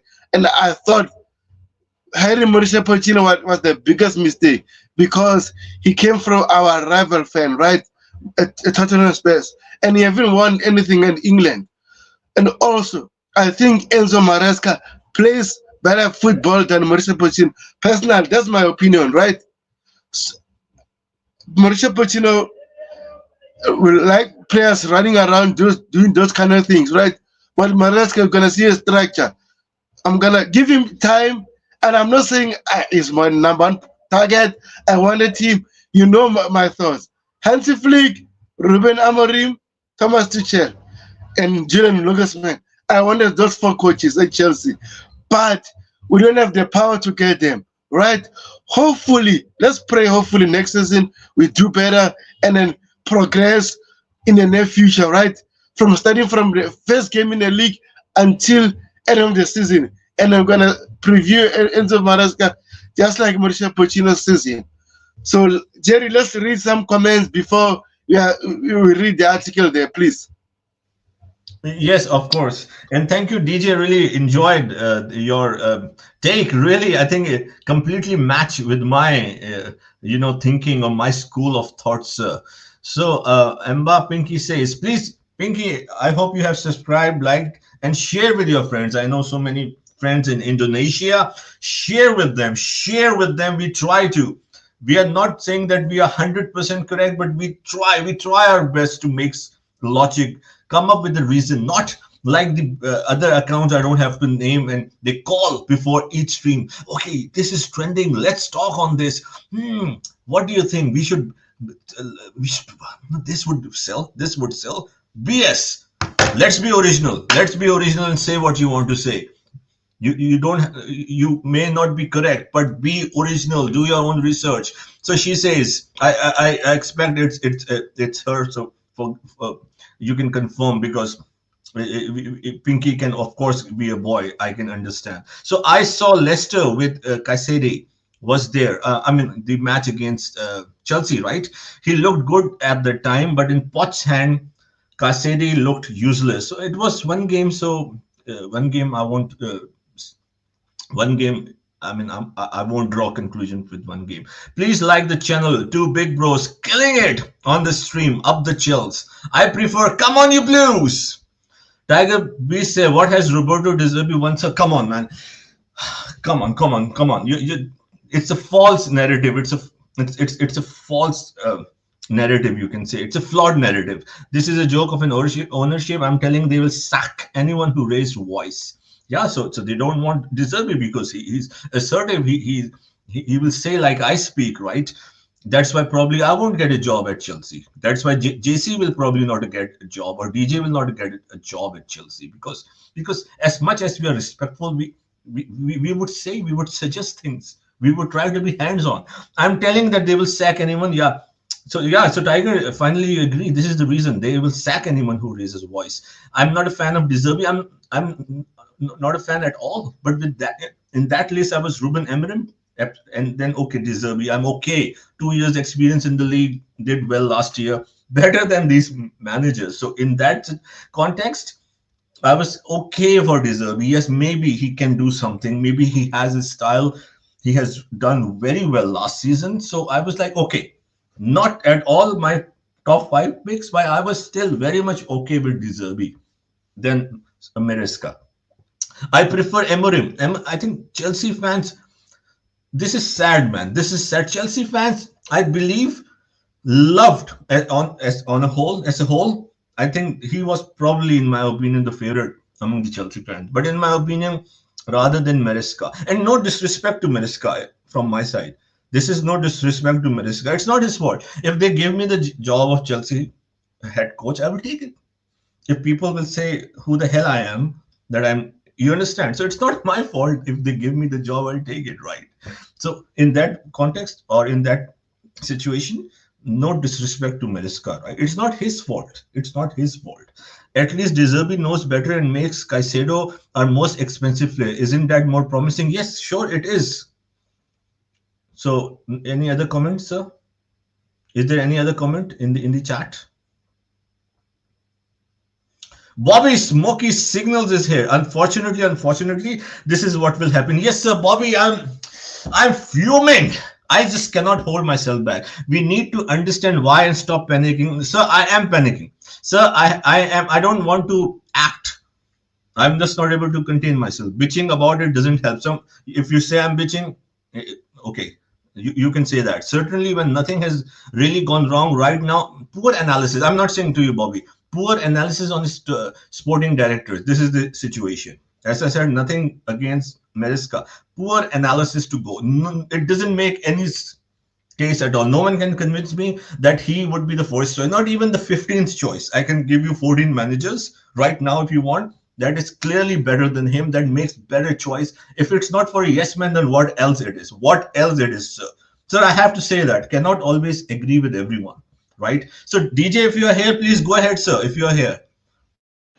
No, I'm here, guys. I just didn't want to. I was just listening to what you were saying, Jersey. And listen, big up to Bobby Smoky Signals. He's my brother. I've known him for ages. I always say brother because I've gone on streams with Bobby for a very, very, very, very long time, even before Coachella. And I've known him from he used to call up. Have you guys? I don't know if you guys ever used to know Tobago and Jersey. I don't know if you guys ever used to watch Chelsea long enough to know they used to have a channel called the Chelsea Channel.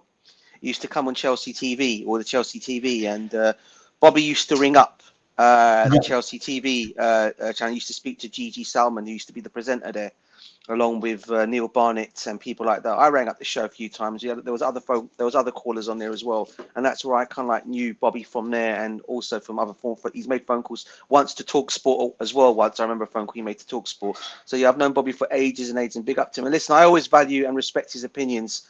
And I get what he's saying. There's no point bitching and there's no point moaning until we don't know what's going to happen. However, my take on it's always been, and Bobby knows this, right?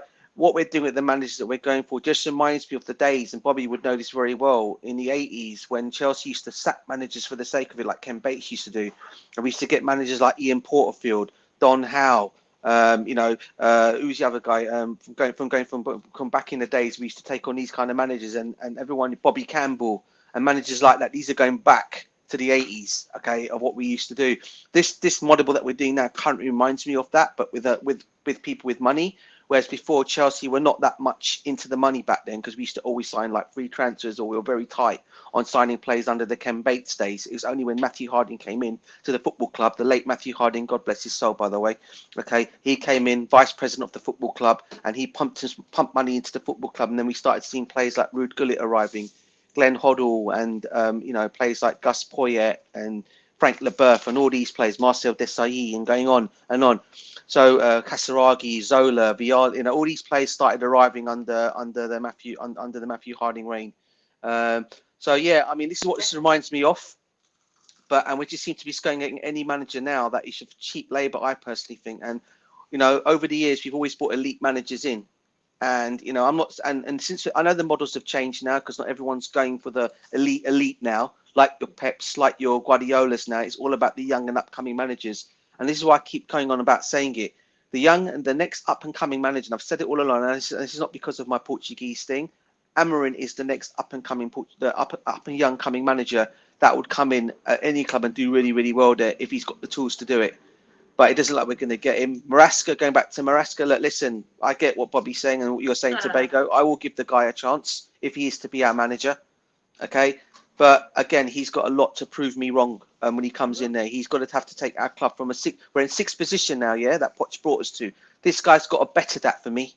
And we've got we've got a 100% finished top four with this guy if he's as good as everyone thinks he is. So that's what I'm aiming for next season, and also a cup. So we must get back into the Champions League next season under this guy. That's the pressure I'm putting on this guy straight away. And if he ends up getting the players, 100%, it has to be the Champions League. And if he ends up getting the plays that he wants as well. So, for example, there's talk of Benjamin Sesko now being mentioned. I've been told or been heard for many weeks on end. It's Victor Osimhen who's going to be our striker. Now all of a sudden that's changed. Now it looks like it's going to be back to the young up and coming young players again going there. So it looks like Benjamin Sesko is the next guy to come in, even though Victor Osimhen is like 25 years old. It looks like we're going to go for Benjamin Sesko to come to Chelsea. All right, possibly, So it looks like we are going back into the direction as we started off with, guys, and that is going to be bringing in up and coming young players. To this football club. Come to this football club. Yeah.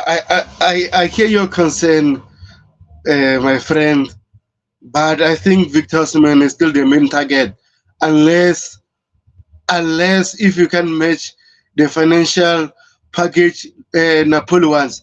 Remember, we can use leverage, right? Antonio Conte is an edge to go to Napoli.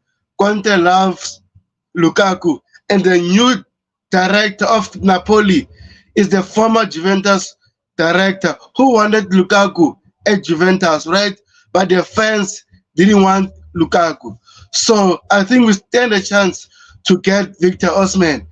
At the moment, we don't know nothing yet because we still not announced the new coach officially. We haven't had the new strategy of the new owners.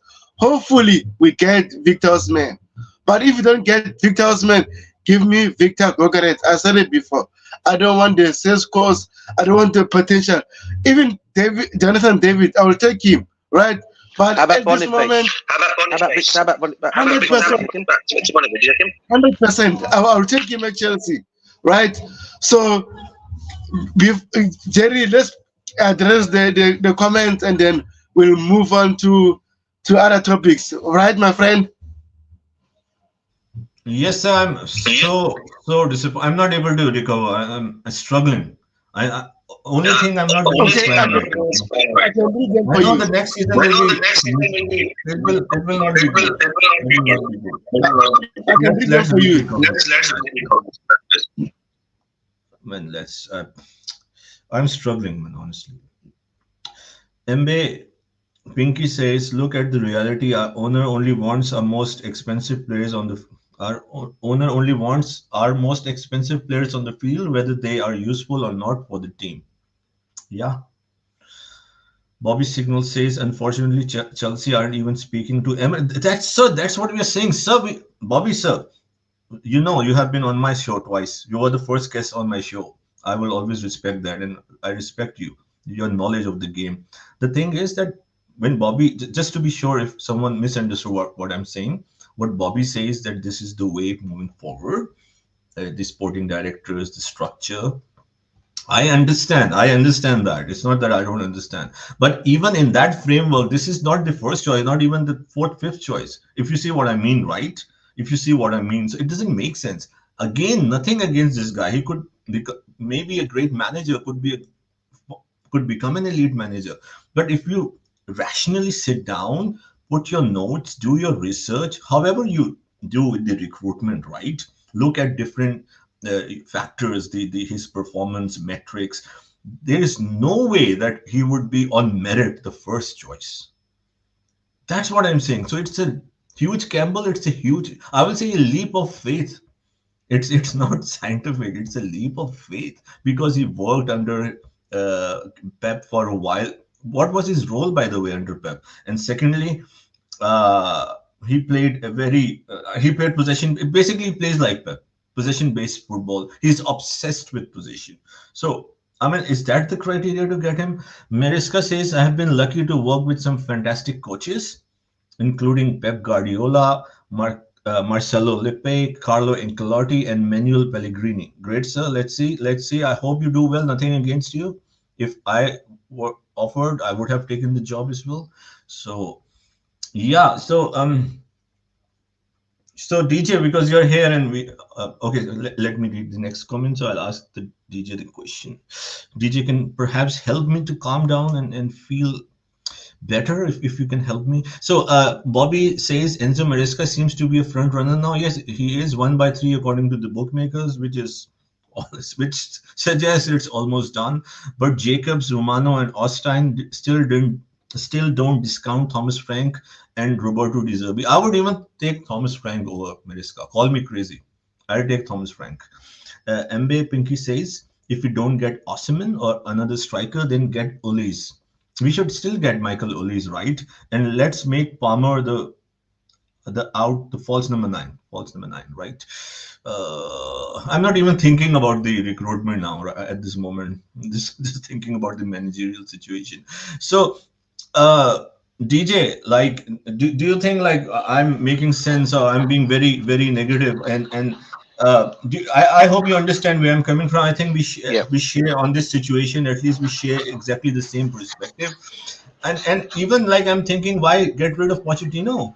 Because with Pochettino, let me just be very concise and please then you go ahead. With Pochettino, I would have been very sure we can go for a top four next season, right? So it's a reset. And if you ask me, I really don't see us finishing in the top four. And why should it be different for him? Let's say if we finish sixth and don't win a cup, finish fifth, sixth, or seventh, don't win a cup, then why should he stay, right? Why should we give him more time? So, sir, please go ahead. Anything you would like to add or anything on your mind? Yeah. Is there any case for Yeah. Maresca? Is there any So, case for Maresca? listen. With any manager that comes to the football club, that is not what us fans like to call elite or better upcoming young managers. It's always a risk, especially when you're managing a football club like Chelsea, because what it comes with is the fact that our finances are not the greatest at this moment in time, as we all know. We've got to we're getting to the stage now where we're selling out assets just to make us pass profit and sustainability, which is something that is not known for me by any other football club to do that. It's just because these owners have come in, they've gone crazy, spent £1 billion willy-nilly on players that are up and coming. But what we've not seen in that time of them being here is we have not qualified for what I think is the most prestigious competition in the world in the Champions League, and we've not been competing for a top 4 place. And this is what's doing us over. And as a Chelsea fan, I'm looking at that on another scale. That come next season, if we do not end up getting to the criteria that we should be getting to, and this is why I said this manager appointment has to be the most important manager appointment that we make. If we do not get it right next season, you want to call it next season, right? And we end up finishing we finish not in that top 4 place, and we don't qualify for the Champions League. Next season, what we're going to end up doing, selling more assets of the football club, which means we might have to end up getting rid of Reece James. Okay, he'll be the next one to go next season, right? We're already losing Conor Gallagher. We're already losing possibly Chalobah this season as well, right? Come next season, we could end up losing Reece James. This is how peak it's getting for us, all right? Because these guys are part of our academy. Okay, they're going to be sustained. They're going to be the ones bringing the most money to the football club. Should a sale happen, and we're going to have to sell our best players, our best up-and-coming young players from the academy, just to pass the sustainability. I have a question for you.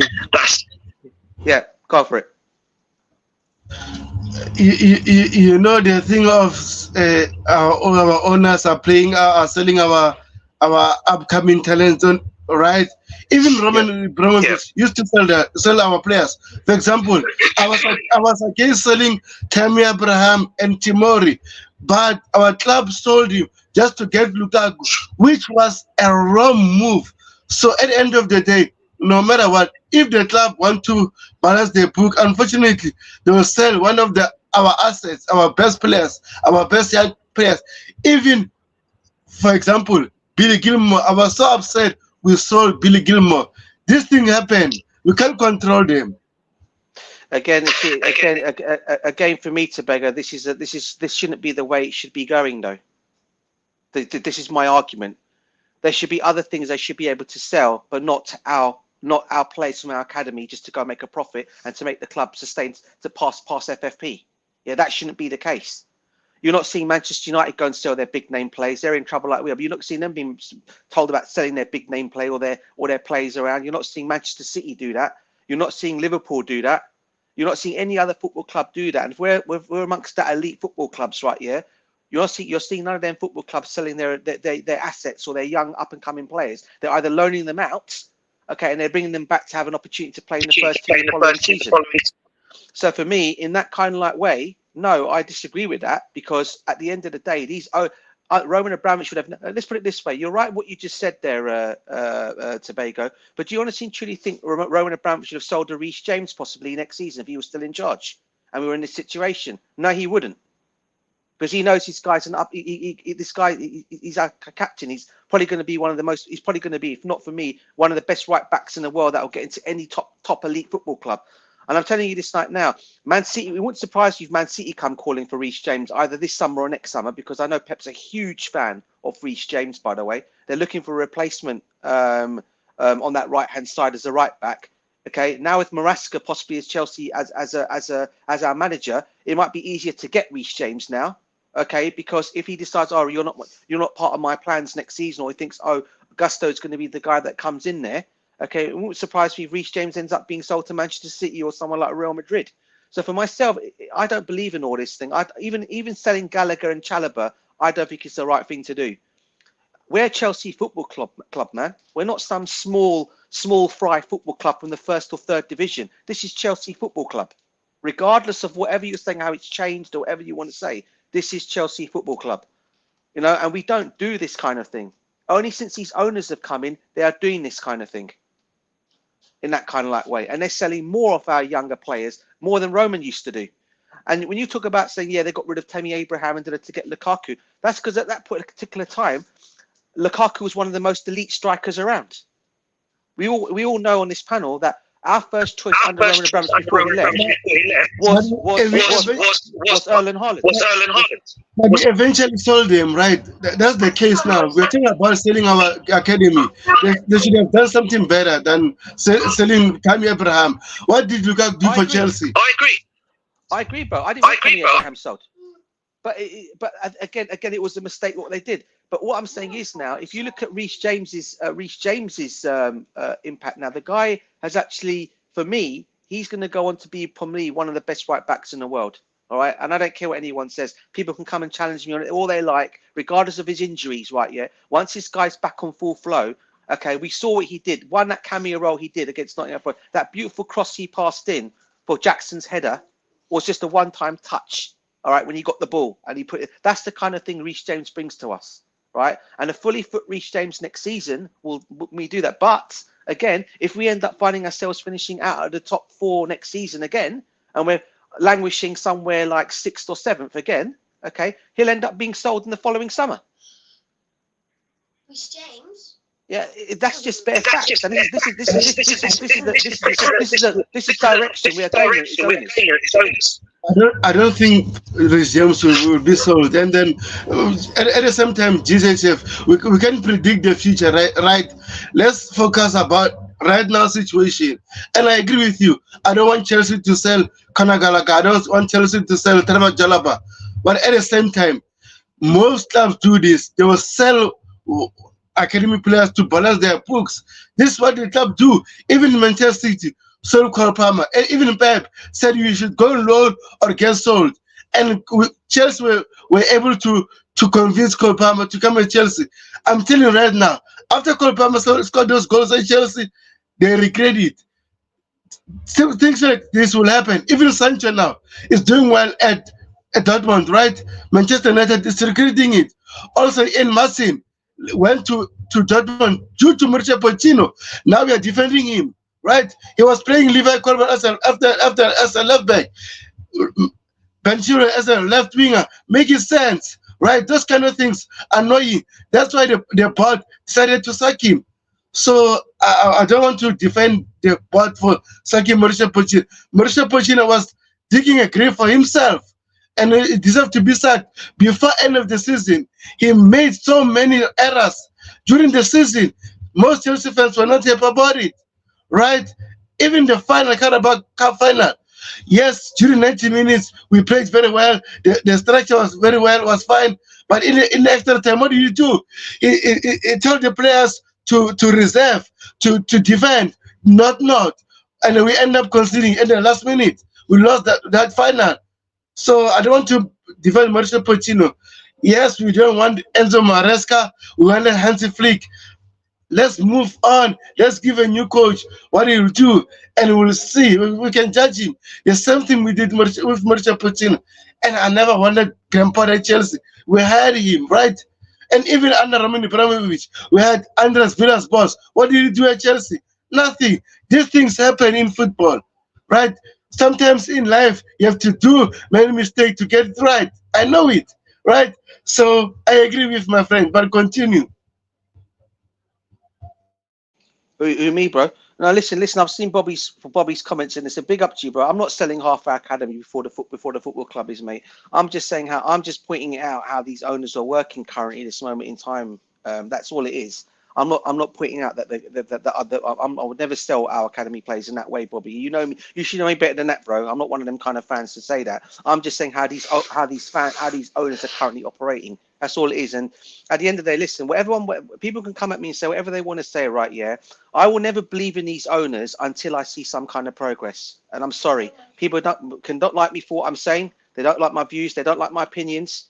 Okay, that's just my own views and opinions. Until I see a proper change of direction to this football club, right here, the club that we all love, by the way. Okay, I'm not seeing that this current moment in time. Yes, we finished 6th. Yes, we've got a European spot. The only advantage of finishing in the Conference League now and for next season for us going into this league is we'll be the first club who can win all European competitions. That's the only thing how I look at it. If we end up going to the Conference League and we end up winning that title, but we have to go in it to win it. Because at least we'll be the first club to be the only club to win all of European titles, right? Which will be an advantage in that kind of like way.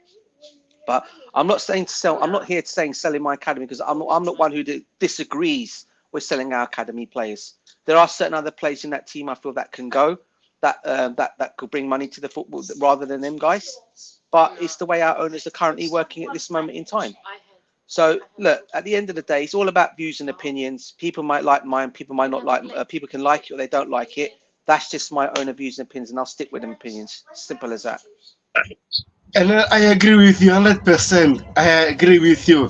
It's not the right thing. I think we must have a better plan, a better structure in order to avoid selling one of our best players. For example, Trevor Chalaba, ever since he came back, he's been one of our best players. All right? So we don't have to sell him. But the funny thing now at the moment, which is Manchester United are struggling at the moment. For example, Wesley Fofana is one of the best players, but he's having injury issues. For me, if I was the board, I would push to sell him. But at the same time, he's having injury issues and he's earning a luxury wages. Do you think it's so easy to shape him out? I don't think it's easy, right? But I would like us to address the comments on the comment section, and then we'll continue with our conversation. Also, guys, if you're new, please subscribe to the channel, hit the like button, share the channel to everyone you know. So, Jerry, are you there? Can you please kindly read for me? Yes, I'm here. Listening to DJ, really enjoyed his analysis. And I'm still thinking, is there any logical sense, any footballing sense to go for him? And no, not one. Not one for me, at least. Not yet. So I read Sir Bobby in the house. I'm not convinced either by any of these guys, but the sporting directors want to go down this route. Sure, go down this route. But if you go down this route, Sir Bobby, with all due respect, you're a legend and you know how much I love you. If you go down this route, and when DJ you come later on, correct me if I don't make any sense over here, go for this route. But Nagelsmann, Ruben Amorim, stand out candidates in that situation according to my analysis, both of them. And I agree with what you said, sir DJ, that Ruben Amorim would be the guy. I said 2 or 3 days ago in his podcast and on Garvin's podcast, according to my analysis, my footballing brain, which is not too bad, I said that Nagelsmann, keep an eye on Nagelsmann and Ruben Amorim to be the managers of the next decade. From now till next 10, 15 years, these two are standouts. If someone like me, who is an amateur in football, can see that, why can't go for this route? But Nagelsmann, stand out, coach. Ruben Amorim, I mean, this is a no-brainer. So go for those profiles. What Sir Bobby is saying, I'm not saying to Bobby, not at all. I'm just reading Bobby's comment and saying, I understand, but then go for these managers. Even in that framework, you have these managers.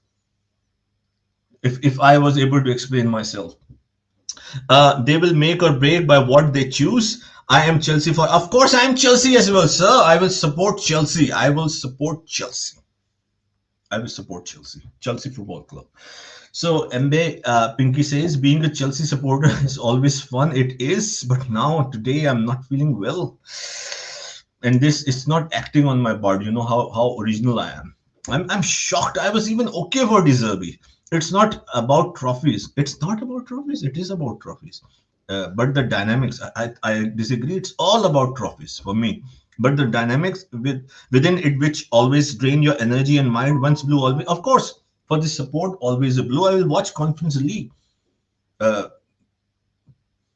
Guys like Yunus Talk Football are making fun of Conference League and saying that we will play this shitty kind of football in these places. I'm not in that bored at all. I will watch Conference League. But what I'm saying, I hope you understand, is a different dynamic. Please go ahead, sir. Ryan Iski. Is it a new member, sir? Is it a new member to Beho? Yeah, I think it's the first time I see him. Right? Please like and subscribe. Please like and subscribe to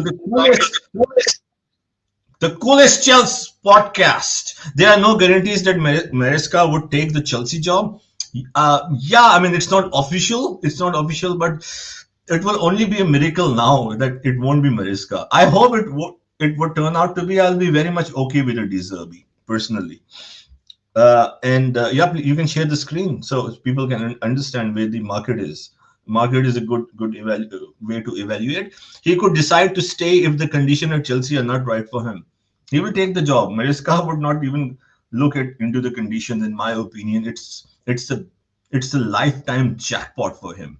So Sir DJ, okay, there's one more message. He may stay at Leicester City. I think he would be desperate to come. He would be desperate to join Chelsea if some situation with Leicester, if it's unresolved. I don't know.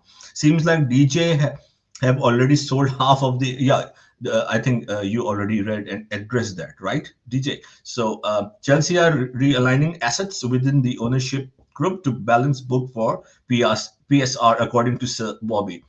Pep Guardiola has said that he will leave Man City at the end of the coming season. Sir Bobby, yeah, it will be a great news for all the rivals. Bobby says Ten Hag winning two trophies has actually put some perspective why Pochettino had to go. 100%, Sir Bobby, you're spot on. Bobby says, let's be calm. So, I'm always calm. Today, if I'm fired up, so come on, let me be. Let me be. Come on, man. Cannot always be sit with a suit and be calm, composed. Come on, I have to act as I feel. Nothing is wrong right now. We are progressing. I hope so. Conference League is a good way. I mean, I have no issue with the Conference League. It's the managerial appointment. Conference League is a good way to blood these youngsters. I believe so. It's a great opportunity to also win if we can, and to groom and to play more, and we can watch more, right? So yeah. Anything else? Lukaku, Zayt, Sar, Kepa all certainly need to be sold, and if by some miracle we can offload Raheem Sterling, happy days. Absolutely, sir. Absolutely. Bobby says Nagelman is with the German national team and Amorim signed a contract extension with Sporting. Yes, sir. But the reference of Nagelsmann was for the last year, to the last year when we had the opportunity, right? So, DJ, would you agree with me when I say that if this is the route we are taking, then why not Nagelsmann? Why not Ruben Amorim, right? Yeah. Yeah, well, first of all, on Nagelsmann, Nagelsmann won't be able to come now because obviously he signed a new contract with the German national team, so I don't think he'll be coming anyway. I think he's extended it, if I'm not correct, 2026, I think, or something like that. I'm not sure. I can't remember. Yes. But Sorry to interrupt. I was saying like in the context of last year. oh, in the Like we context, didn't. oh, in the Yeah. context, oh, 100% last year. I said it already why Nagelsmann didn't take the job. Obviously, the two managers that were interviewed, the two elite managers, I call them, that were interviewed last season for the Chelsea job was both Nagelsmann and Luis Enrique. He did both of them turn them down because obviously there was I think they couldn't agree to what the guys wanted, and from my understanding is Luis Enrique, I think he'd just come out he went far before he came out the Spanish national job, and I think he was willing to take the Chelsea job on even before, even while Chelsea was still halfway in their season. But at the end of the day, it never happened for whatever reason because they couldn't agree to he went with his whole analysis, he went and done the interview, he took his whole thing to them. And for whatever reason, everyone thought it was going to happen, but ended up saying no. He ended up going back, and then I think PSG ended up getting him in the end. So on terms of Nagelsmann, I think it was a similar thing. I think he went for the interview. I think they didn't. I think he didn't agree, or they couldn't agree to what his vision was, and they obviously didn't agree with the same thing either. So they said no to him. So that didn't happen. So look, it's what it is. Had those two, had we got Nagelsmann last season, I think I don't think any Chelsea fan would be complaining at this moment in time. Sorry about it. Let me add to something that you're saying, right? Yeah. I remember last season, the reason why we couldn't get Julian Nagelsmann, right, was that Ekbali and Todd Bowley were sold on Mauricio Pochettino because he developed players at Southampton and Tottenham Spurs, and they didn't listen to the sporting directors, right? The sporting directors wanted Julian Nagelsmann, right? Now at this moment currently, the reports are saying that Ekbali wanted De Zerbi, but Joe Shield and the others emphasize that we should hire Enzo Maresca. That's why in the moment the They listen to the sporting directors. Let's see what will happen. And if this managerial change doesn't work out, the sporting directors they must be fired. Also, now we must demand elite managers at Oh, Chelsea, even elite sporting directors. do you know what, to me? I agree, bro. But do you think they'll sack? Do As you we think they'll sack speak, the the directors? window, the window is live of the market. It was 1/3 Enzo Maresca, and the odds are just updated in the last 20-30 seconds. It's now 1/10. Enzo Maresca 1/10 according to Skybet to be the next head coach. So please go ahead, sir. It seems it's almost there. It's inevitable, right? If we see the odds 1/10, it's there. It's inevitable. It's going to be Enzo Maresca. Sir, please go ahead. Go on, Tobago was talking, I think, bro. Go on, Tobago. Carry on talking, bro. No, no, it's fine, DJ. You can talk. Oh, now listen. I said it already. If it's Maresca, okay, then obviously fans have to come on board and support the guy, which is what I'll do as a Chelsea fan, because obviously it's about my football club at the end of the day. Okay, and obviously, you know, I support my football club. So, look, if it's Maresca, then it's Maresca. There's nothing any fan can say or do now. This is what these guys are going to do. All right, I just said it. I've just said it already. They better hope. They better hope. Even I know before the ball's even kicked, they better hope it's the right decision, because we don't want to end up finding ourselves, you know, under the same situation we're under Graham Potter. And let's be real here, Graham Potter had managed in the Premiership. He managed in the Premiership, and he still struggled, and still finished where he finished. Right, even though he was, whereas Maresca hasn't got even no Premiership experience. If you want to look at it that way. I mean, being put on the coaching staff with Pep Guardiola, if you want to call that experience, fair enough. But for me, if you're actually managing a team by yourself, I call that probably experience. And Potter did have that with Brighton, and we all know how that ended. So let's just hope to God now. This is a first division manager now coming to our football club. Let's just hope he can get the job done. As Chelsea fans, you have to, unfortunately, I don't have to agree. I don't have to like it, and I won't probably accept it. But while he's here, it's what it is at this end of the day. We have to see how it all goes now, if he's to become the manager. And I think from these odds that have been mentioned and on what I've seen on X as well, it's very much like it's going to be Maresca as our next manager. So it's what it is at the end of the day, in that kind of like way.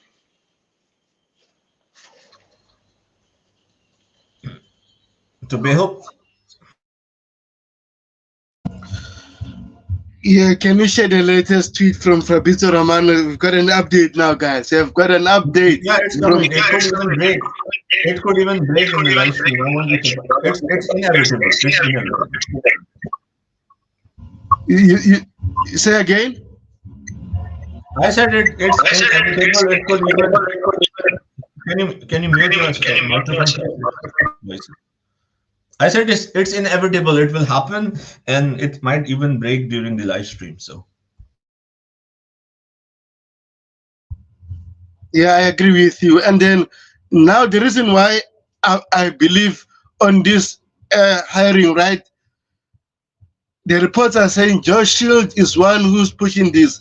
And you know Josh Shield, what he did for us, right? With convincing Obama to come to Chelsea. Remember, Leicester City wanted him, even West Ham wanted him, right? And then Josh Shield was the one who pushed for Cole Palmer at Chelsea. So I'd rather trust Josh Shield than Paul Westandy and Lawrence Taylor at the moment. So I hope this time this appointment is the right one. I pray this appointment is the right one. Is what I'm saying right now. And then the rest is history, right? So the reports are coming now saying it seems like it's going to have a two years with further 1 year. yeah, I'll read that if you want. I'll read that. Thank you. So it's inevitable. So let's have. Can you mute please because you're echoing. So hello. Yes, sir. Thank you. So it's inevitable. If you have time, let's continue the stream for the next hour or so. It might be announced. Who knows? Maybe during the stream, in the evening or morning by latest for sure. Understand Chelsea and Enzo Maresca are set to agree on contract terms according to Fabrizio Romano. So DJ, unfortunately, I think it's heading towards what we didn't want. 2-year deal with option. 2-year deal with option for the season. Okay, but even a 1 month deal is too much for me for Enzo Maresca. So I'm not happy that it's a 2-year deal. 1 month is a lot. Oh 2-year God. deal, 2-year deal with option for the season, or 3-year deal. That is final detail being clarified. Show, please go ahead, sir. Maresca already said yes to Chelsea project. Yes, yes, sir. Yes, yes, yes, yes, yes, yes. We get a yes, man. We are getting a yes, Oh man. man. Maresca You already said crack me yes. up, bruv. You crack me up, honestly. Seriously, you crack me up. There is no one can convince me that it's not just because of Oh being man. yes. Yes, Deserby, yes, yes. Deserby, Deserby is not Deserby who was linked, who was it was similar odds last night, almost similar odds. The only thing I can abstract from it is that they didn't go for Deserby for two reasons: because of the fear of the fan backlash if results won't go their way with what happened with Poch, and secondly, because of Deserby not being like a complete yes man. You know how assertive he is. So if that is their criteria, which I believe it is, this is my main reservation. It's not, I said, not anything to do with Maresca. They didn't go for Ruben Emerim and Deserby because they want control. They want to have an autocratic system. This is what I think. I could be wrong. DJ, please. I could be wrong. Do you agree that I have something over here? Yeah, listen, you're triple yes, yes, yes, yes, bruv. That's so hilarious. Yeah, that would have been surprising. That would have been one of the things that was pushed down. Is everything they were saying to me in that interview is yes, yes, yes, yes. Don't worry, don't worry. But listen, look, listen. What Tobago? I'll say one thing. Tobago's right. I mean, I do trust. Out of all the directors that I have to say, I do trust in Joe Shields. I'm not going to lie. He brought Cole Palmer to the football club.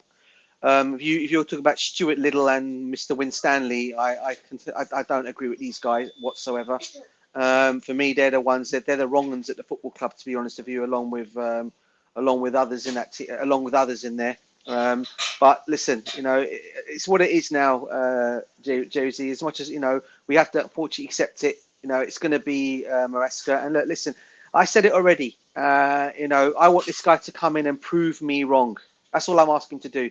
He comes and proves me wrong, because at this moment in time, the season hasn't even kicked off, so we can't really make judgments yet. Wait, let him start his pre-season friendly games. Let's see the kind of football he's going to play. It might be the kind of attacking football and the kind of football that we like. If he's going to play similar to Pep Guardiola style player football, then I tell you what, mate. Then we may end up having a great manager on our hands in terms of that. But again, he needs to prove me wrong big time. And look, let's see what happens. As I said, I do respect Joe Shields. And I think he's the guy. He's the guy. It's the one who said get Joe Shields. If Joe Shields to go and get him, then I respect his views and opinions in that. I agree with you, DJ Sef, because Josh Shield for me is one of the best, and we have seen it, right? He convinced Lavia to come to Chelsea. Unfortunately, this season didn't work out for him, right? Also with Cole Palmer, and he's looking to push to sign Olise Chelsea. Just imagine we get Olise for next season, right? And then we have Noni Madueke as a rotation option, right? So overall, man, any managerial appointment is a risky for me, right? So I'm not gonna pretend say, oh, Maresca will do well. We'll see. I just want him to prove us wrong that he can do it. He can live you the standard of Chelsea Football Club. He can live you the standard of the Premier League. This is what we're asking. But with Mauricio Pochettino, I've said it for the first time that I don't want this guy at Chelsea. He wants to succeed. Yes, he finished top 6. Cool, I appreciate it. But most of the things this season, he got it wrong. And he proved it to us that he was not ready to go to Chelsea Football Club. So overall, I hope this thing work out, because we can't continue every season hiring and firing managers. It's not sustainable, right? It's not healthy for the fan base, right? So overall, I hope this thing works out. Jerry?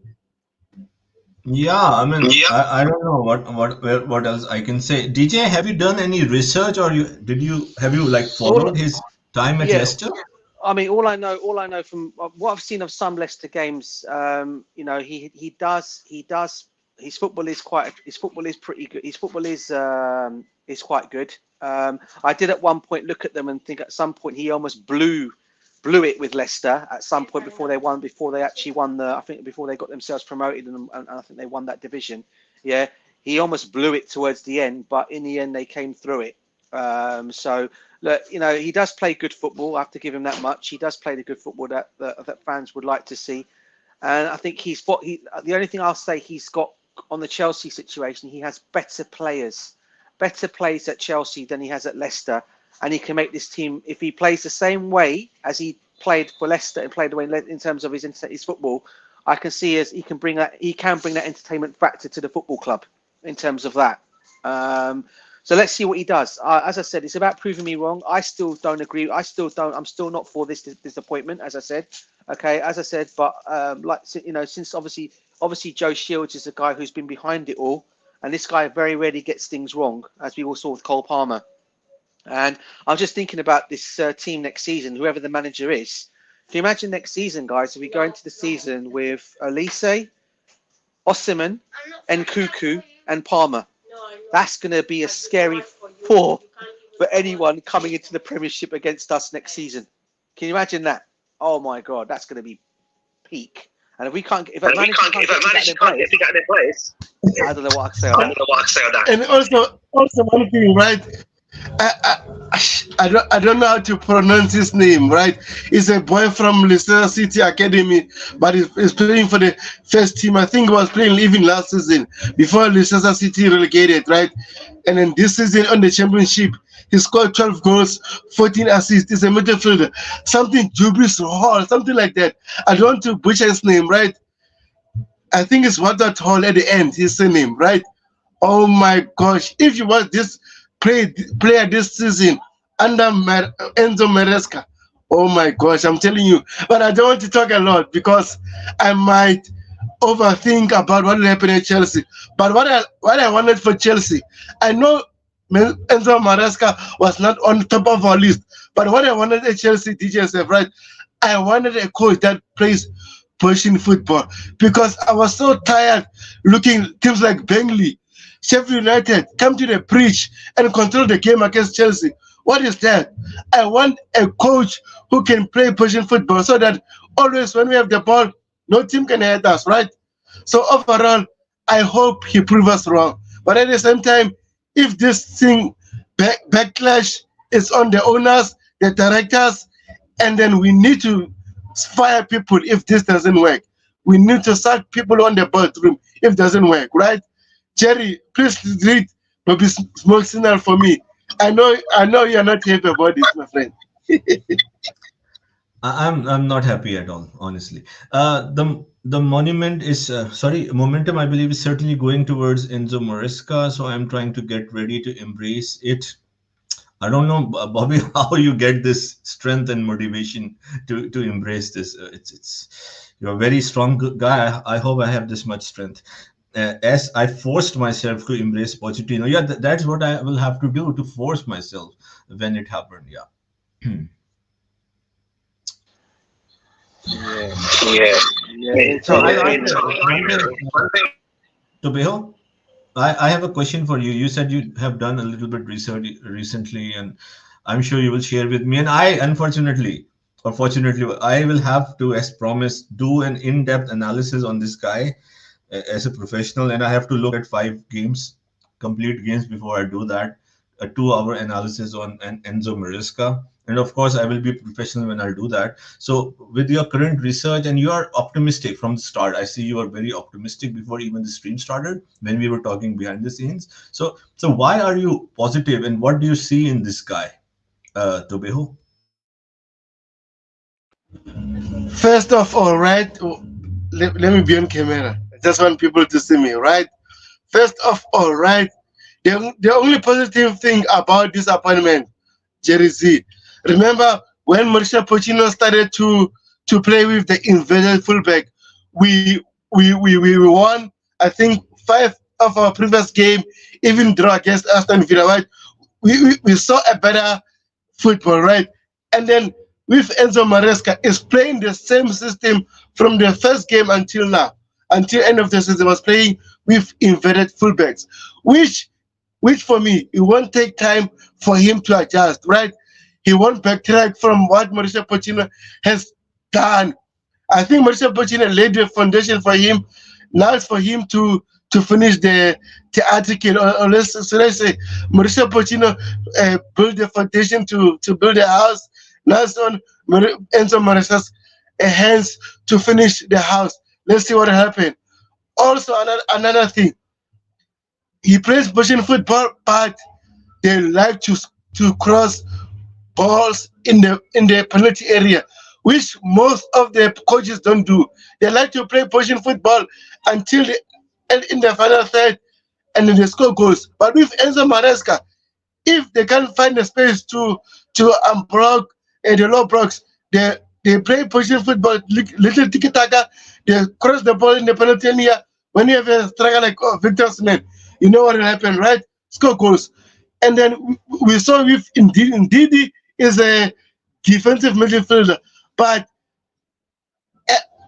under Enzo Maresca, he got license to go forward sometimes, even break track sometimes, just to give him a freedom to score goals. And then Ndidi scored, I think, was 5 to 6 league goals in last season, which is a huge improvement for the DM. So overall, I don't want to talk more about this guy, right? Jerry Z, I'm gonna give you what the information I have, and then the people will judge the research that you will have for us in order to clear the mind of Chelsea fans what they think about Enzo Maresca, right? And then Jerry, after the stream, I'm gonna show you information, and then you will see what you can do. I have a question for you, Tobago. Thank you. Go ahead. Quick one for you. You know, we're talking about. Sorry, you know, we're talking about his way of playing and so on, right? I think the one question for me is what's his relationship like with the players? Because don't forget, it's not just about the playing of football. Is he like how a Pep does, arm around the play if things don't work well? Is he gonna other players gonna love him for what, you know? Is he gonna be closer? So if a player, for example, is having a bad time, is he gonna put his arm around him and say, you know what, don't worry, this is a situation, you'll become good, we're gonna improve you? Is he one of those? Is he a player's coach?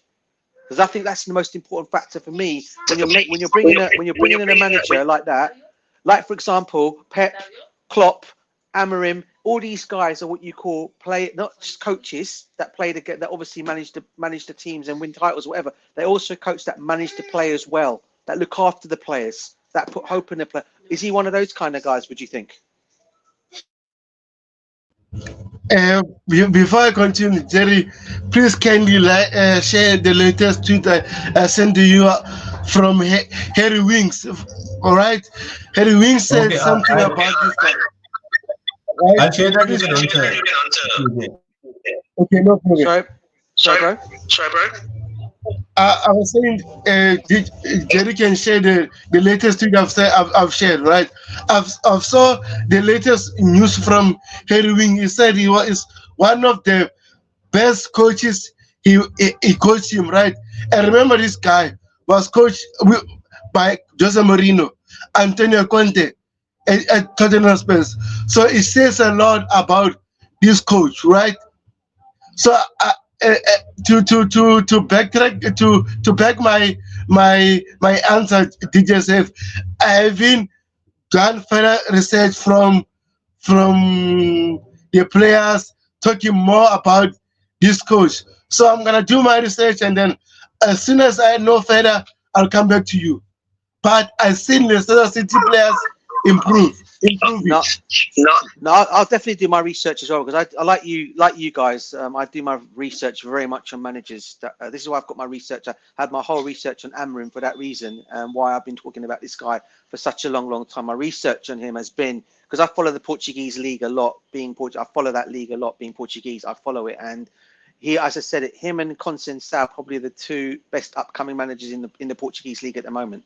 All right. I think more. I think the more. I think what's his. I think Amorim for me has more about him than Conceição. That's only because of his age and how far he's come so far as a coach, and why they think he's going to be one of the best around in years to come. That's so like you guys, I do my research on these coaches and stuff. I haven't done my full research on Maresca, I've got to say. I only saw him from his days at Manchester City. Then I'm hearing he's obviously managed. I think he's been on the coaching staff. I understand of who are the managers that were mentioned earlier on. Was it under some of the legends of? Was he one of Ancelotti's? Ancelotti's. Guardiola. Guardiola, Ancelotti, and so he obviously has been around the blocks. He has coached with. Let's be real here. The two, a couple of top managers in the world in Ancelotti and Pep Guardiola. So in that kind of like way, I have to see if he can bring that. So he obviously has got a good thing about him in that way because he's been around them guys. So let's see if he can put that now for he comes to Chelsea and he can do that with him. And I'm also hearing that I don't know how real this is, but there's also talk that Cesc Fabregas could possibly be coming on board as well as part of the coaching staff. I don't know how true that is. But bear it in mind that Cesc Fabregas has got his own team in Spain. I wouldn't have thought he would have wanted to come and be a number 2 at Chelsea. So I don't know what your guys' thoughts are on that as well, by the way. Tobejo?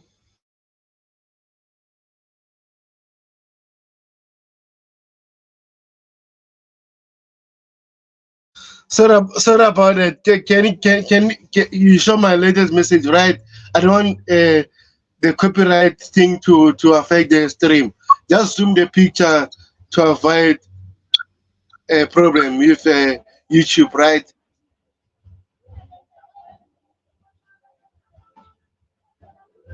I think it's better now. Thank you very much.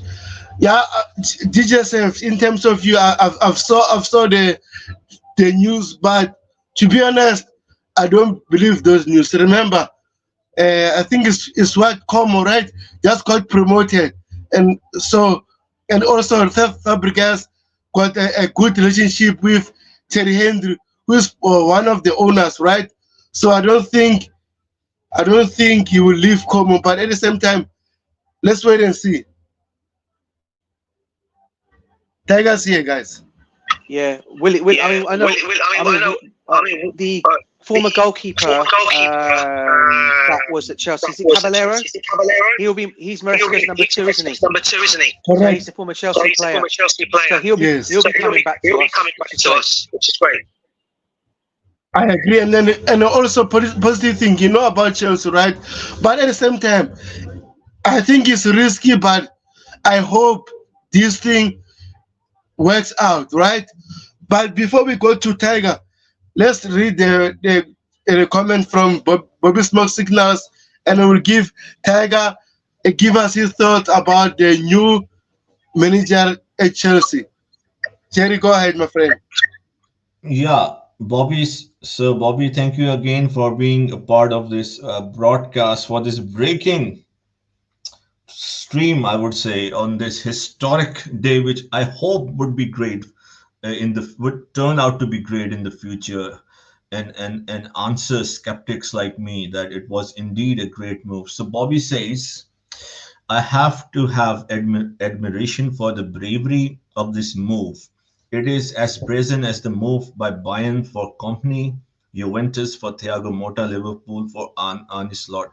So I'll say the following on that message, that personally, I as a data analyst and a person who works with numbers and strategic stuff, the bravery, I don't see the bravery to be anything positive when making a decision, making the informed decision, a tactical decision, a strategic decision. We don't need any bravery, right? When we have so many options. Yeah, bravery could be done if we only have 2 options, and then we gamble. So this is just my opinion. Can you go back so I can answer one more thing to Bobby? I'm just giving my opinion. There's different school of thoughts. So can you, yeah. And as far as buying for Company, and many people on different podcasts are saying, wow, it's a great move and it shows where the industry is going. But I just have to play a devil's advocate. Company, yes, he went to Bayern. I don't know if it's official yet. I think it is, right? So, but it was Bayern's. He was Bayern's seventh choice. We should not forget that, right? Because a man of context, I remember all these things. So it was the seventh choice, officially the seventh choice for Bayern Munich. So yes, Tobeho. It looks like Karen McKenna to Brighton and De Zerbi to Man United. I would say Pochettino or McKenna, both are still heavily linked with Manchester United. Keep an eye on Pochettino. And I really want Pochettino to go into United now. You know why? Because if Poch goes to United, I think Poch will finish above us. And I'm not trying to be negative or mean here. I think Pochettino will finish above us next season if he goes to United. I strongly believe that. Anyways, so yeah, I have read. Yeah, I hear Enzo Maresca impress the sporting director. Anyway, I can impress. I impress so many people. Sometimes you can talk. One can be a great talker. Can engage. Can sell something. You don't have to impress, man. This is football. This is black. All 90% black and white, 10% gray. So I'm sorry. I'm not being mean. I'm just giving my view, sir, Bobby. You know how much I respect you. So I hear Enzo Maresca impress the sporting directors. I think I remember very well that Pochettino also impressed a lot. The reason they went for Poch, according to Romanos and Ornstein, is that they were impressed with Mauricio Pochettino. Wow, with his in-depth knowledge of the Chelsea players. I think I have more knowledge. I can say for sure. For sure, I have more knowledge than Enzo Maresca about Chelsea players, and not me. Sorry, it's not being most of us people here in the panelists who spend 10 hours a day looking at Chelsea at work while being with our girlfriend, boyfriends, always looking at. I think we have more knowledge than Enzo Maresca on Chelsea players and his tactical 100% ability. agreed, bruv. 100%. Thank you, sir. Thank you, sir. It means a lot. And his technical abilities and ideas. Anything else, Tubeho? Enzo Maresca assisted, according to Bobby, by former Chelsea goalkeeper Willy Caballero. I always want Chelsea people in any coaching staff at the club. Is there any other message? Okay, Tubeho, you can. Okay, sorry, Maresca has worked with Joe Shields and current players Cole Palmer and Romeo Lavia. Yeah, this is something. Okay, there's always a plus. Okay, there's always a plus. Go ahead, Tubeho. Go ahead, Tubeho. Yeah, sorry about it. We read the comment from, I think it was Harry Winks, right? He said that by far the best manager I've worked for. He's incredible. Everybody will say he's going right to the top. He's got everything. Great management, tactically incredible. Harry Winks delivered a glowing prediction to Chelsea, but Enzo Maresca. So that's it, guys. I think he will do well, but at the same time, it's risky. Let's give it time.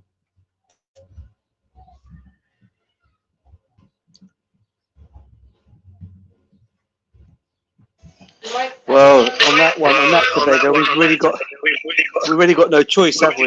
We really don't have a choice. But like I said, me and Jerry's here still not full on it, but yeah, you know, it's what it is at the end of the day. I still don't think he's the right guy, but as I said, he needs to prove me wrong.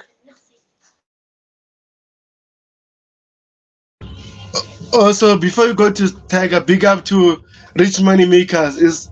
He said breaking news: De Zerbi wasn't picked because of not showing in interview process that he couldn't have plan B or C in our opponents beat De Zerbi press. Yeah, but guys, please hit the like button, subscribe to the channel if you're new. Also, let us know on the comment section, guys. Let us know what is your thoughts about Enzo Maresca. Do you think you'll do well?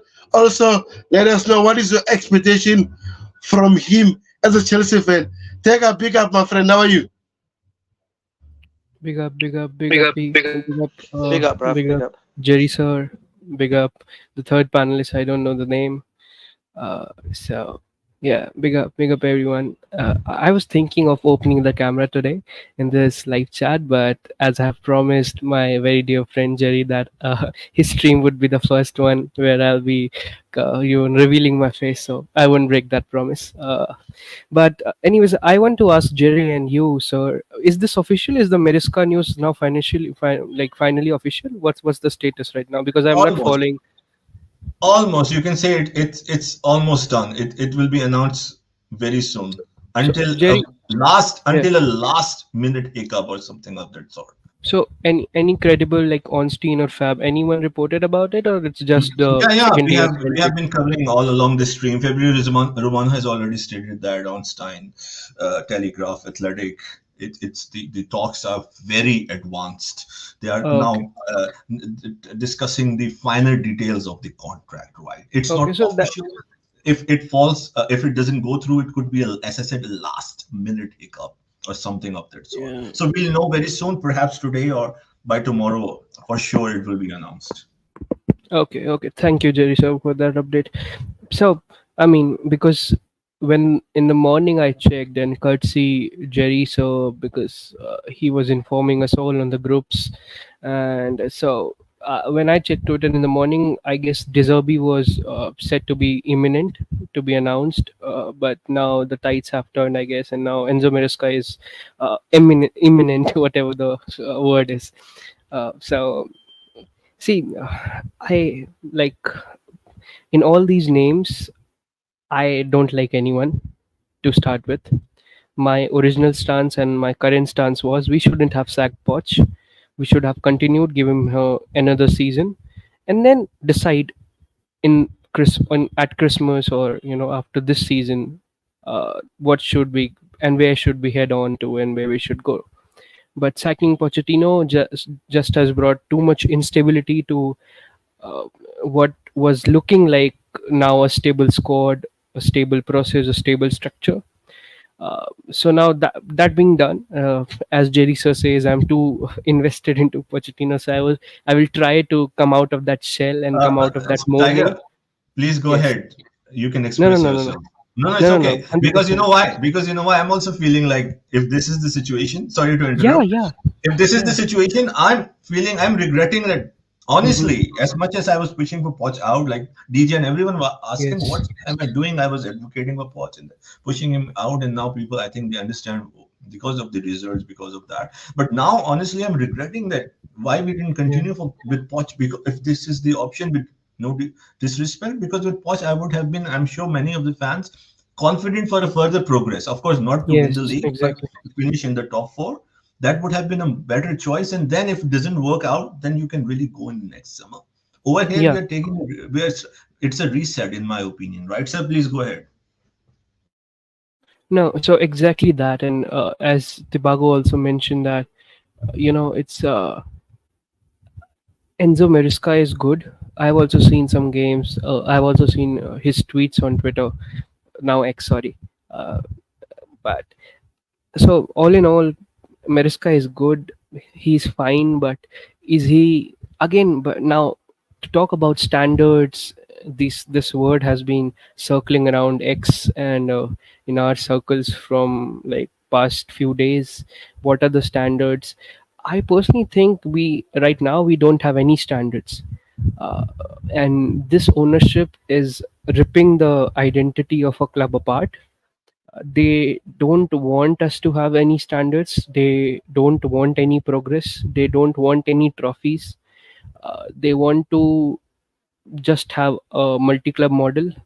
uh, they want to be the Manchester City. They want to have that successful multi-club model like Manchester City, the City Group. Like we have Manchester City in India, there is a Mumbai City FC, and in a lot of parts of the world there are multiple city football clubs, which are doing very well. Somewhere not so well, but they are all in all successful. But what they are doing is uh, a Brentford or Brighton like structure. They're not being or they're not creating city like structure anymore. What they inherited from Roman was a Champions League, who won the FIFA World Cup, Club World Cup, who had players who were world known for their consistency, their stature, and their capabilities. But what they did to this club is nothing short of a mockery, nothing short of a complete devastation of a football club. Right now, Jerry has watched football, especially Chelsea, for so many years. Tibago, I'm sure, has watched football, especially Chelsea, from so many years. The other panel member, many, many years. It's DJ, bruv, by the DJ, way. yeah, DJ Yeah, has watched DJ, bro. cities. Big up, bruv. Hello, And hello, bro. he's Hello, season hello. ticket holder as well of Chelsea Much love, football. big up, much love, big up. So Big up to you, bruv. I'm sure he has also watched a lot of games, and I was also listening to him. So it's evident he and Bobby Sower has been to games, has watched many games. But I don't know that anytime we have felt this kind of, you know, um, dullness or hopelessness with our clubs, because as Jerry Sow was saying a lot in some time hour back in the stream, we should get Deserby or we should get any other potent managers, and we should have standards to, win Champions League or get to Champions League. That should be our goal. Exactly, that's our standards. That's where we were.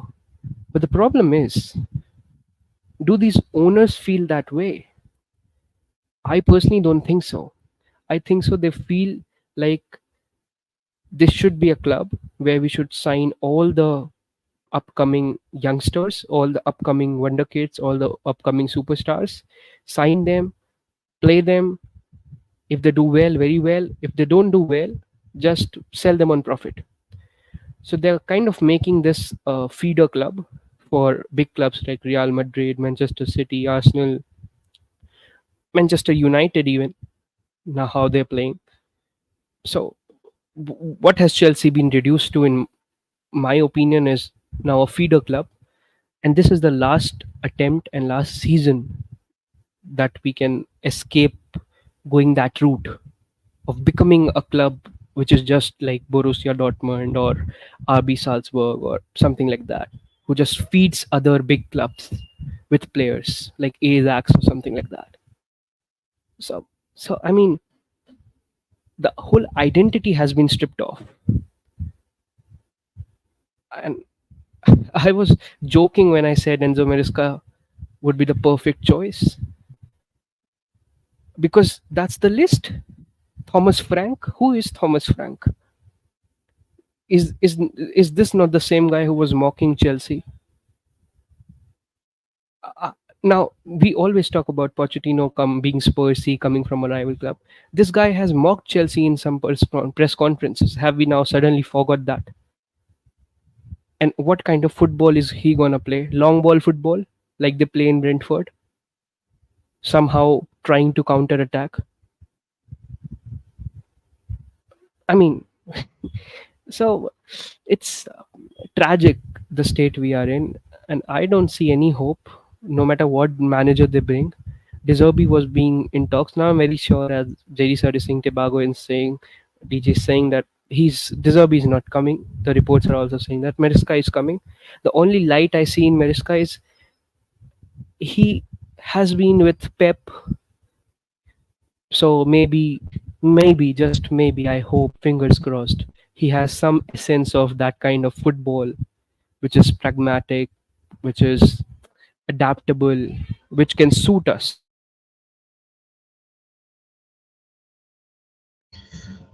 Yeah, in terms of Pep Guardiola, right? I think this guy have one of the biggest influence in football because Maresca worked under him, Arteta worked under him, Eric Ten Hag worked under him, right? And I think potentially they are good players, they are good coaches, but they are not elite yet at the moment. And then now I think this is their time to shine, to showcase the world. They can do everything without Pep Guardiola, right? So we'll remain to be seen.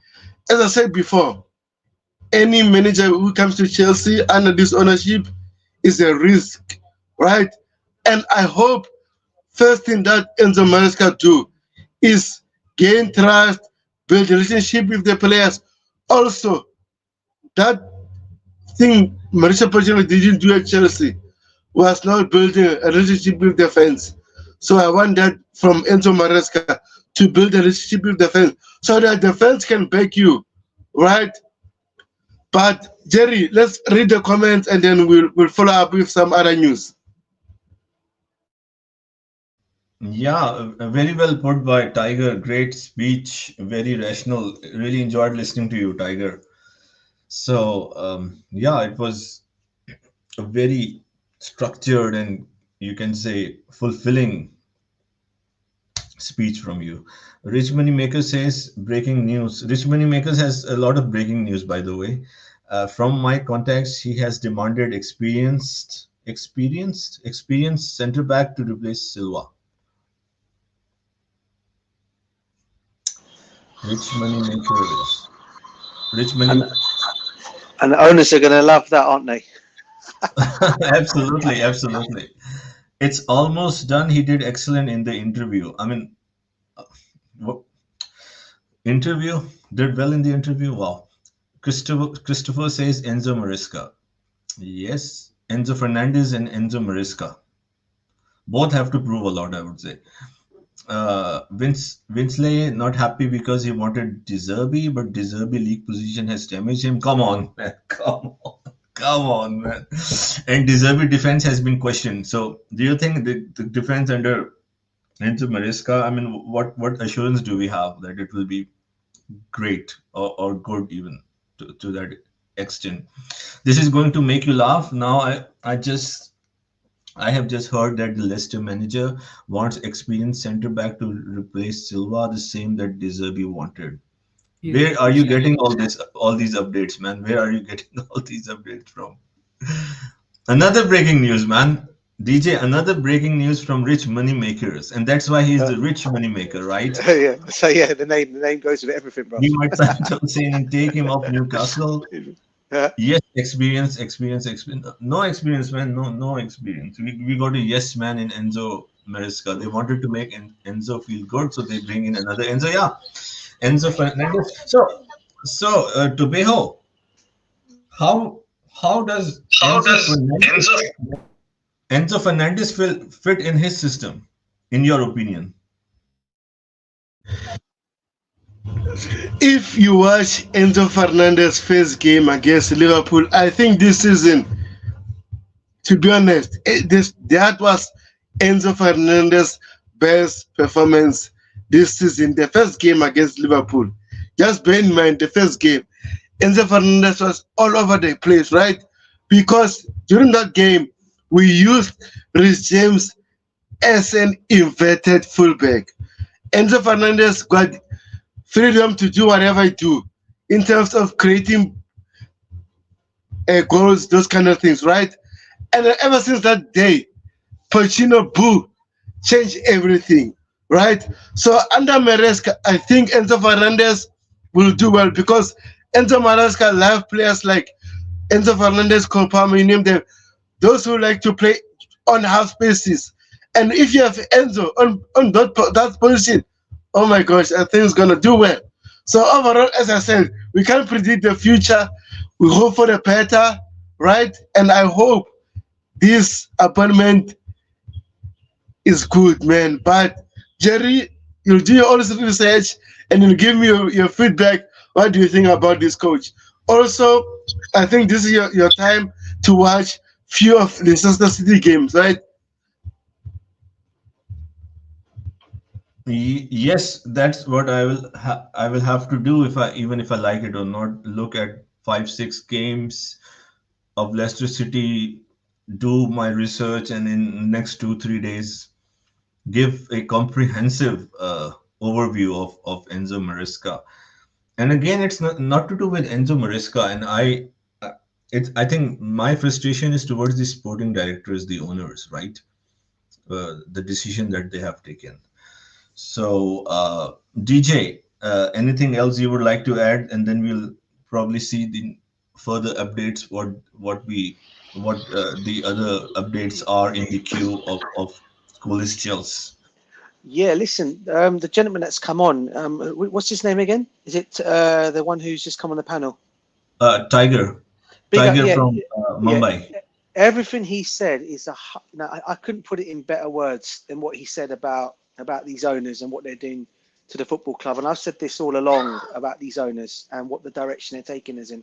And that's been a worry for me for a long, long, long time. And you know, I've always said it about them. People asking what is their main objective. I always wish to hope. Do you remember what Thomas Tuchel's first words were when he was asked about these owners? Can you guys cast your minds back to when Thomas Tuchel was interviewed? He was doing a press conference, and they asked him about the owners. What was the first thing he guys said? Do you guys remember? Tobago, do you remember what he said?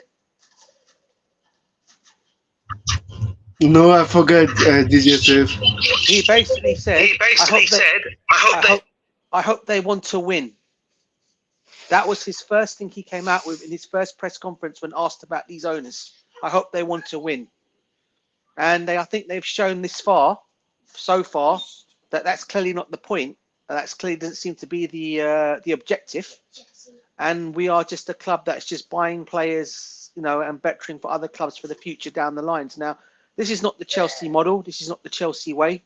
Okay, and this is why I said to myself, why I don't have any confidence in these owners whatsoever. The only person that I really have confidence in is Joe Shields, amongst everyone in that whole background, in that whole coaching staff, from coaching staff to boardroom.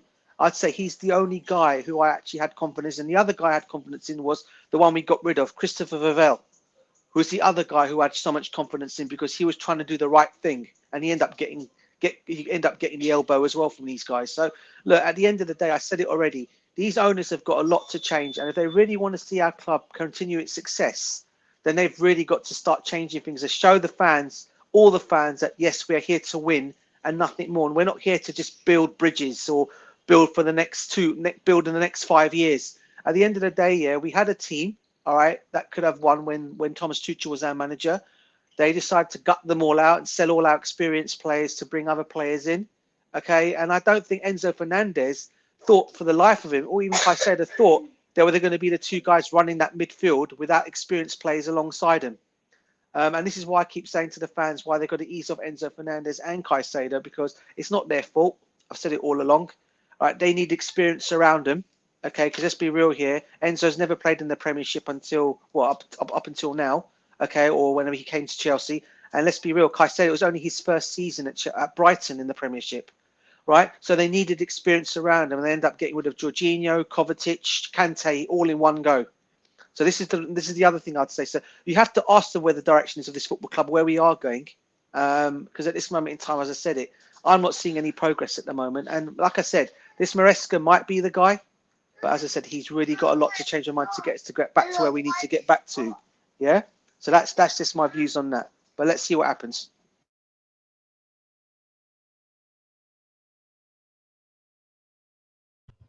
Go on, guys. Yes, Jerry, can you kindly read this? Yeah, Your sure. comments. Yeah, sure. That's all I can do for now. Rich Moneymaker says all the managers have been interviewed. Wants to keep Chalaba. Now I want to keep Chalaba. Do you on the panel want to keep Chalaba? I think it will be sold for sure. Conor Gallagher perhaps could still be a question mark. But if Pochettino goes to United, for sure Gallagher will be there. For sure. Mason Mount Gallagher with Pochettino, if Poch is there. Rich Moneymaker says the mad thing no one has mentioned keeping Gallagher. I did say that. I did say keeping Gallagher. I think it was a mistake getting rid of him personally. I don't know if you guys. Sorry, Jerry, to interrupt you, bruv. But there was a report that came out 2 days ago. I think it was about yesterday. That if Pochettino was to become the next Manchester United manager, his two targets from Chelsea are going to be Conor Gallagher and Chalobah as the two targets to take to United. So I don't know what you guys want to read up on that or say on that. But clearly he's going to come for some Chelsea place if he was to become the United manager. Yeah, it won't be a surprise at all that he'll go for Gallagher. If Chelsea would like to sell Gallagher, then for sure, I mean, Poch would love to have him. And who knows, even if that was the reason for eventually parting of the ways, mutual by mutual consent, perhaps if anything, Poch might have asked for an assurance or a guarantee to keep Conor Gallagher.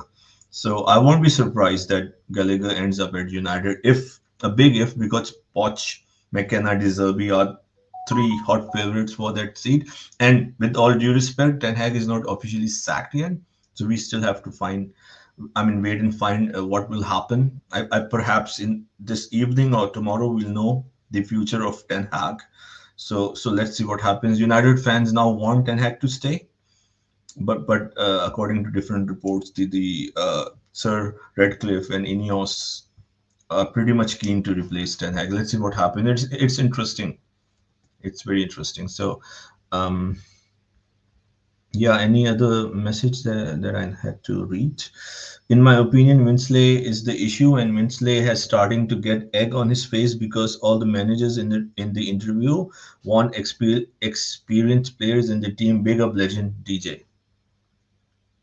Big up Richard Muckmakers. Big up to you, MB bro. Pinky, yes, yeah. MB Pinky is still in the house. Thank you so much for staying with us, for listening to different opinions, and for listening to me whining throughout this podcast.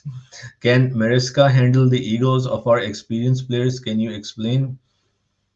I don't know about I the, don't know yeah, about the, Bruno Fernandez, Reece James, and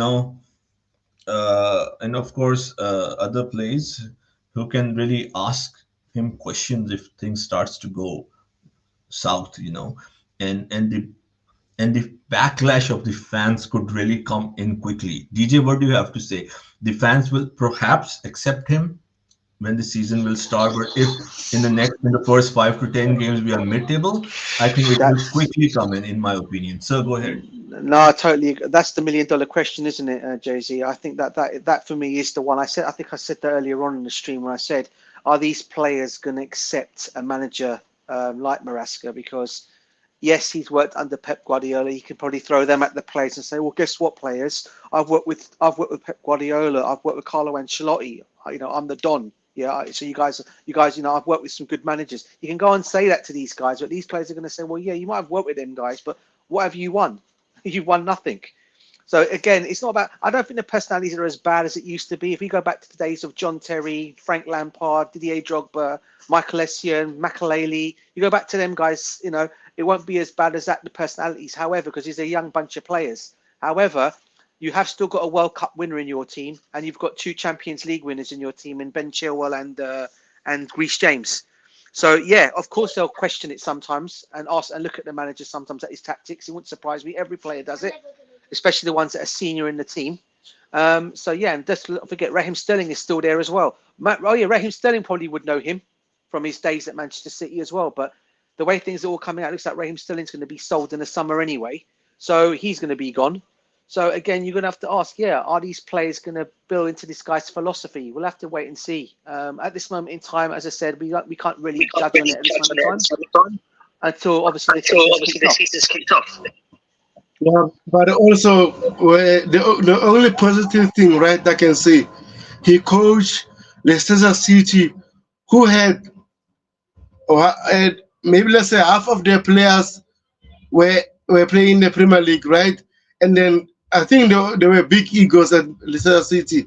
Half of the players, yes, went to, I think, for example, James Madison went to Spurs, Barnes went to Newcastle, those kind of things. But at Leicester City, you had Vardy there, you have Ndidi, you have who?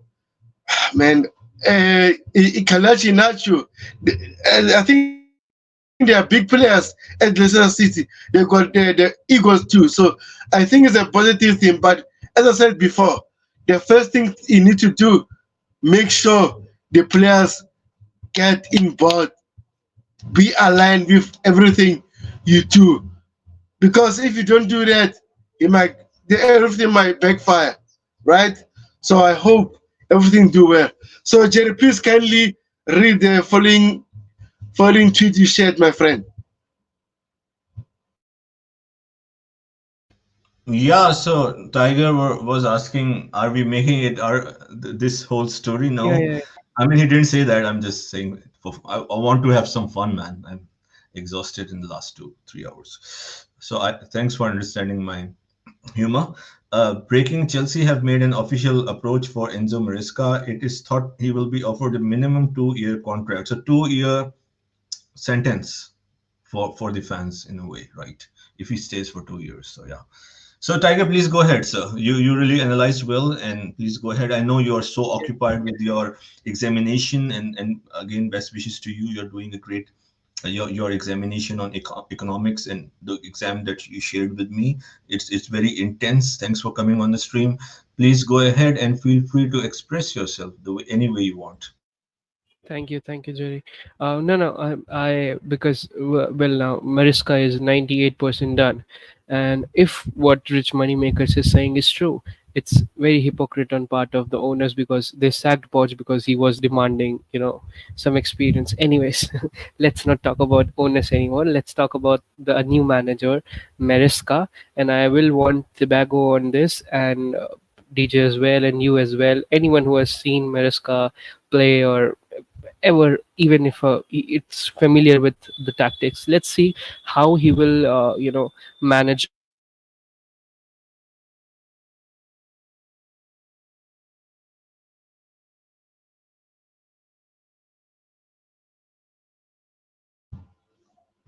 What happened there? I think we lost him, right? Is he cut off? Is he cut off? No, no, no, No, no, no. no, no. No, no. I'm I here. think Right? we should try to go I'm back here. and come I'm back trying in. to go back and come back. It's lagging. There is some kind of It's issue. lagging. There's some. Can you share the Sky Bet odds to Beho? I have shared the screen. Is it visible? No, That's better, bro. I could hear you, bro. I can hear you I now. can hear you now, by the way. So yeah, please go ahead. Yeah, but I've shared the screen, so I guess Tibago has to select it or something to be ordered to visible to the chat or something like that.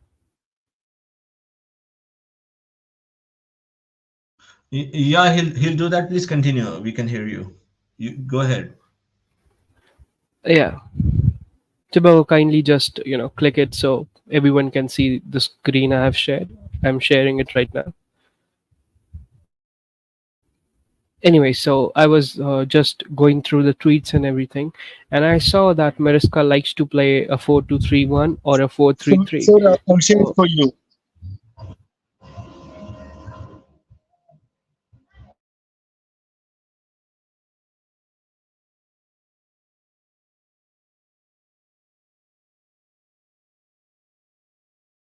yeah, it's on. Is it visible to everyone?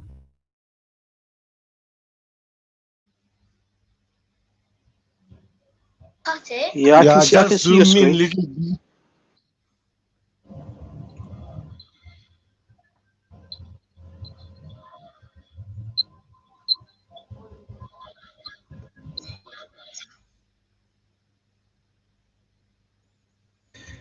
Yeah, it's fine now. It's fine. It's fine. It's fine. Okay, go ahead and make your point. Go ahead.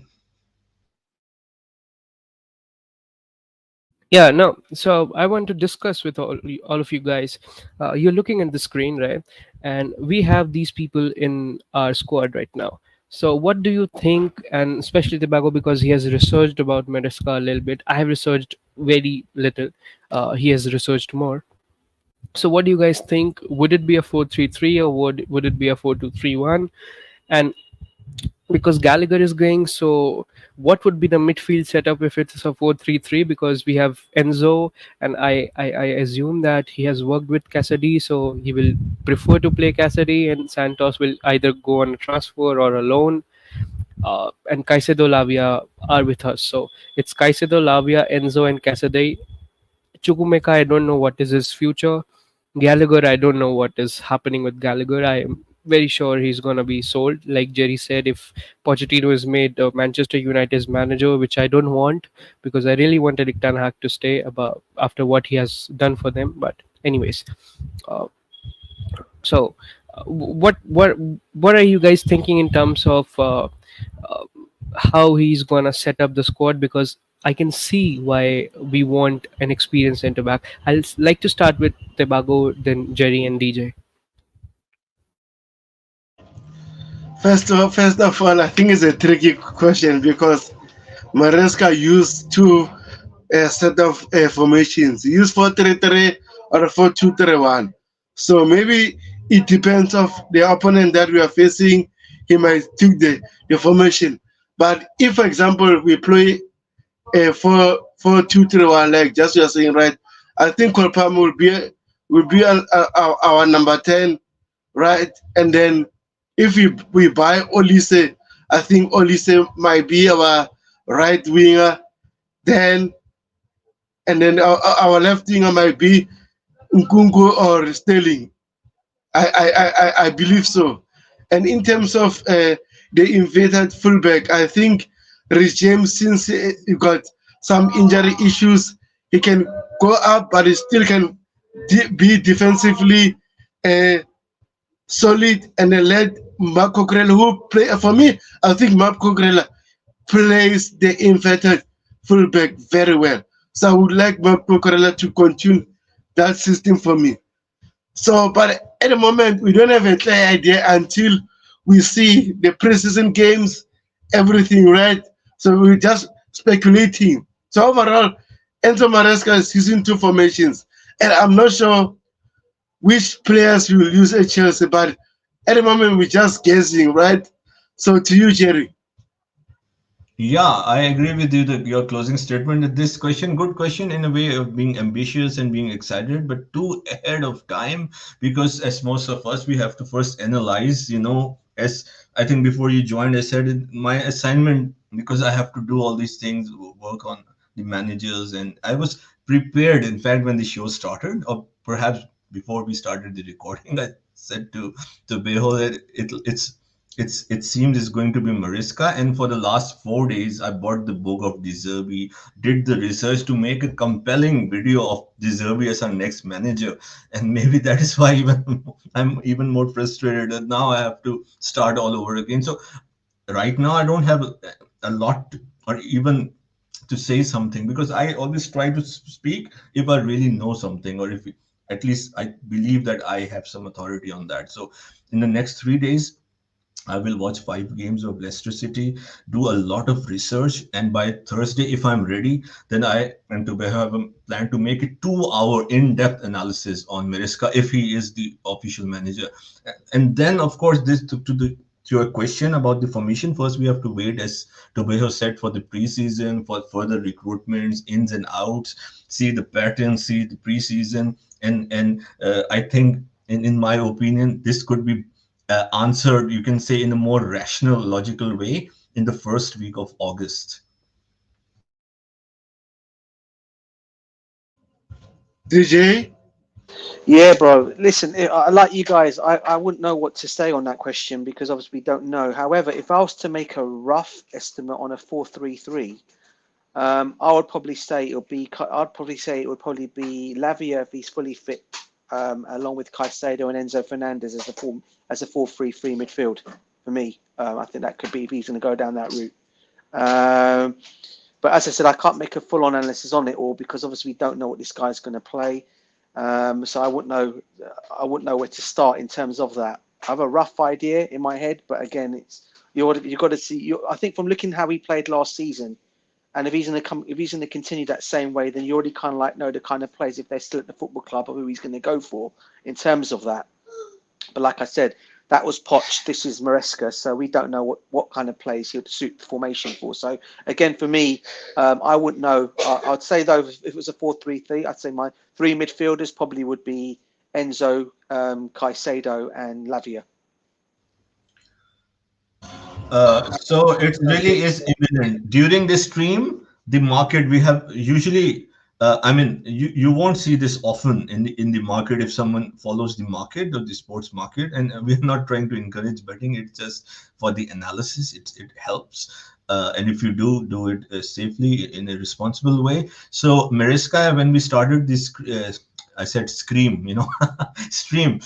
He was 1 by 4, and then it slashed to further. I mean, he was 1 by 3, 1 by 4, and then 1/10, and now 1/20. I mean, 1/20, right?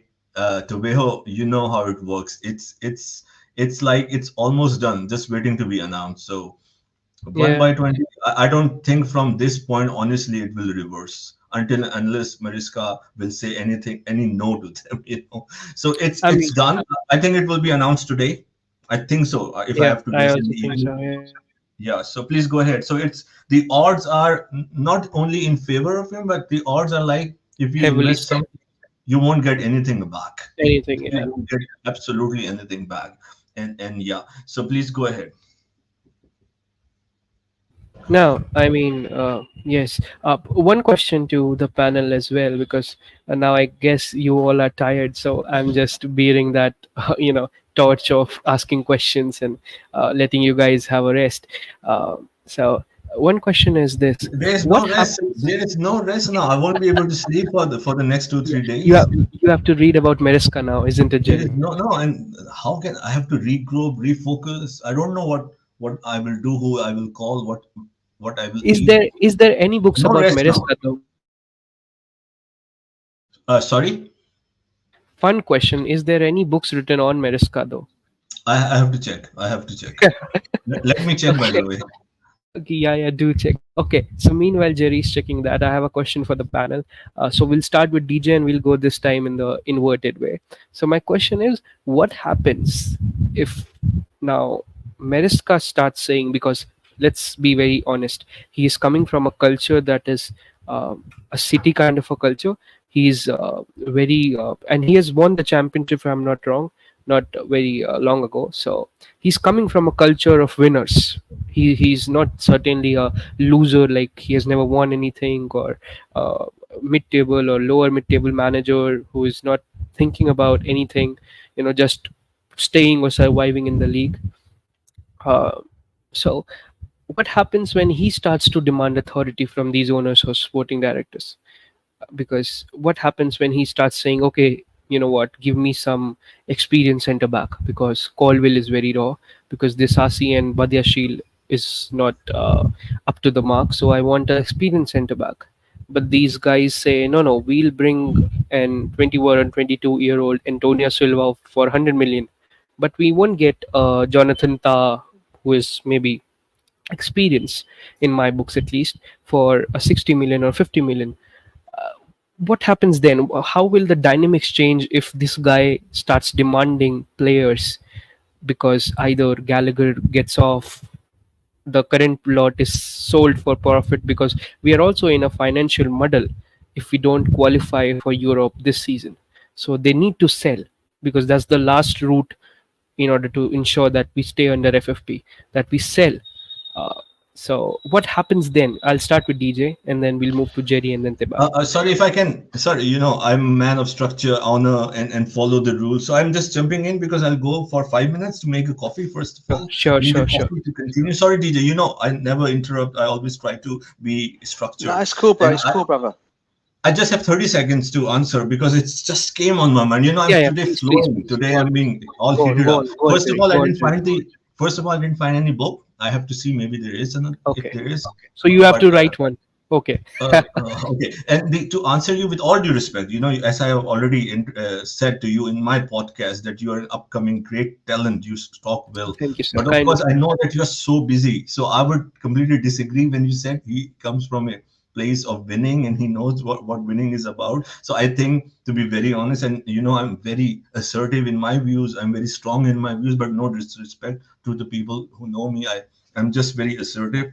So I don't see where you see this coming just because working with Pep or winning the championship. So I don't buy into that. It's my view, right? So there is no mentality of a winner mentality. And just to conclude, as you said that he'll demand something. So I think you're missing at least what I'm thinking, what many other fans are thinking. I think he won't do that, and that is one of the main reasons why he's getting the job. For him, it's a huge leap. I say it's a jackpot he could never have thought at this point in his career.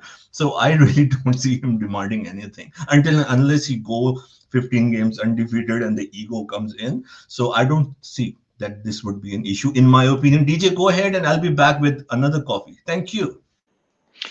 Yeah, thank you, Josie. Yeah, great question, bro. Listen, I would have thought he would have been told in the interview anyway by these clowns, yeah, that he's not going to, he can't demand whatever he wants because we all know what happened with the last lot of managers that went down this avenue.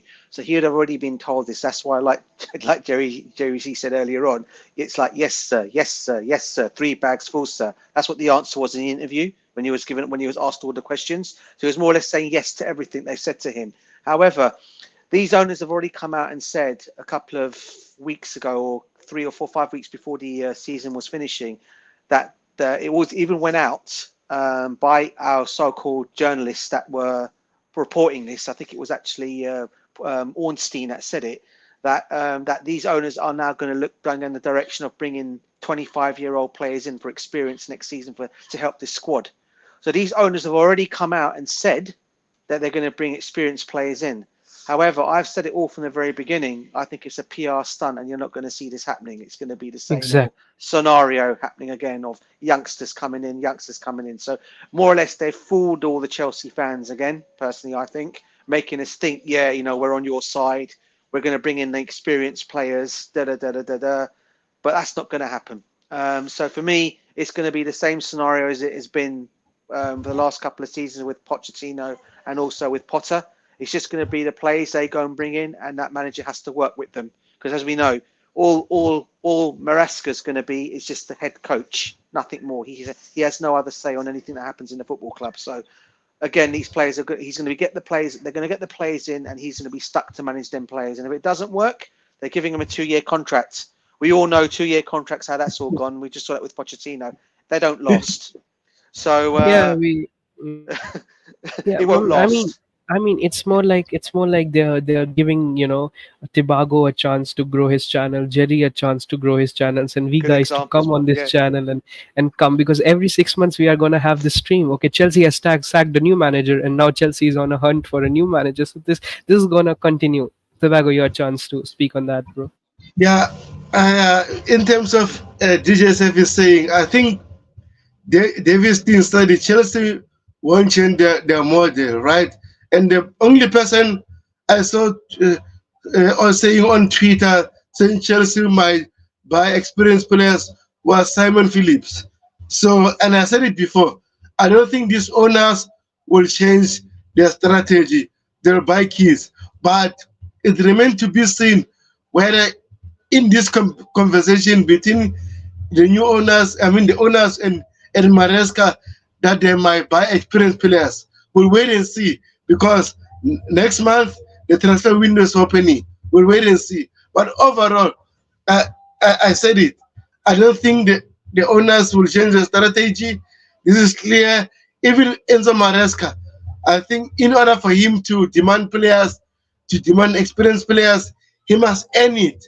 He must perform on the pitch and tell the owners, guys, you see, I'm performing, but I think I need this kind of player in order to upgrade my progress. So overall, I don't think the strategy will change. But I would like to read some few comments, guys. This one's from Pinky, right? It says, Sure. I think Levi Colwell should try to be an invited defender. I disagree because Levi Colwell is a center back, so I don't want him to be playing inverted roles. Also, another breaking news from Rich Moneymakers. It's saying breaking news. They are concerned about Poch not getting over the line in the Cubs. That might stop him become Manchester United coach. Right? Interesting. And also says Kanakalaka might stay to piss off the sporting directors and love the club. I agree. I think he should stay for me personally. And also it says he has overseen just 77 matches as a senior football, and he wants experienced centre backs role. And here from DJ Sam said, Jerry, you didn't get this one right. Thank you. Big up, Coachella. More likes, people, more likes. And also says our FFP is okay. Big up, Chelsea perspective is in a yes man. So guys on the chat, please hit the like button, subscribe if you're new. Let us know how do you feel about the Enzo Maresca news. Do you think he deserves to go to Chelsea? And also, would you choose Thomas Frank if was you? So guys, I don't have enough time to do the stream, and then Jersey just went to make coffee. I was planning to do the stream for 2 hours. Now it's 3 hours. So I'll wait for him and see what he got for us. So big up, Seth, DJ Seth. Big What up, is bro. your thoughts about everything we talked about today? Yeah, no, listen, just on one thing on what you just said there, Turgo. No, thank you. No Thomas Frank for me. I just don't. I look at the guy and I think, man, what have you done to make you become even be considered about the Chelsea manager's job?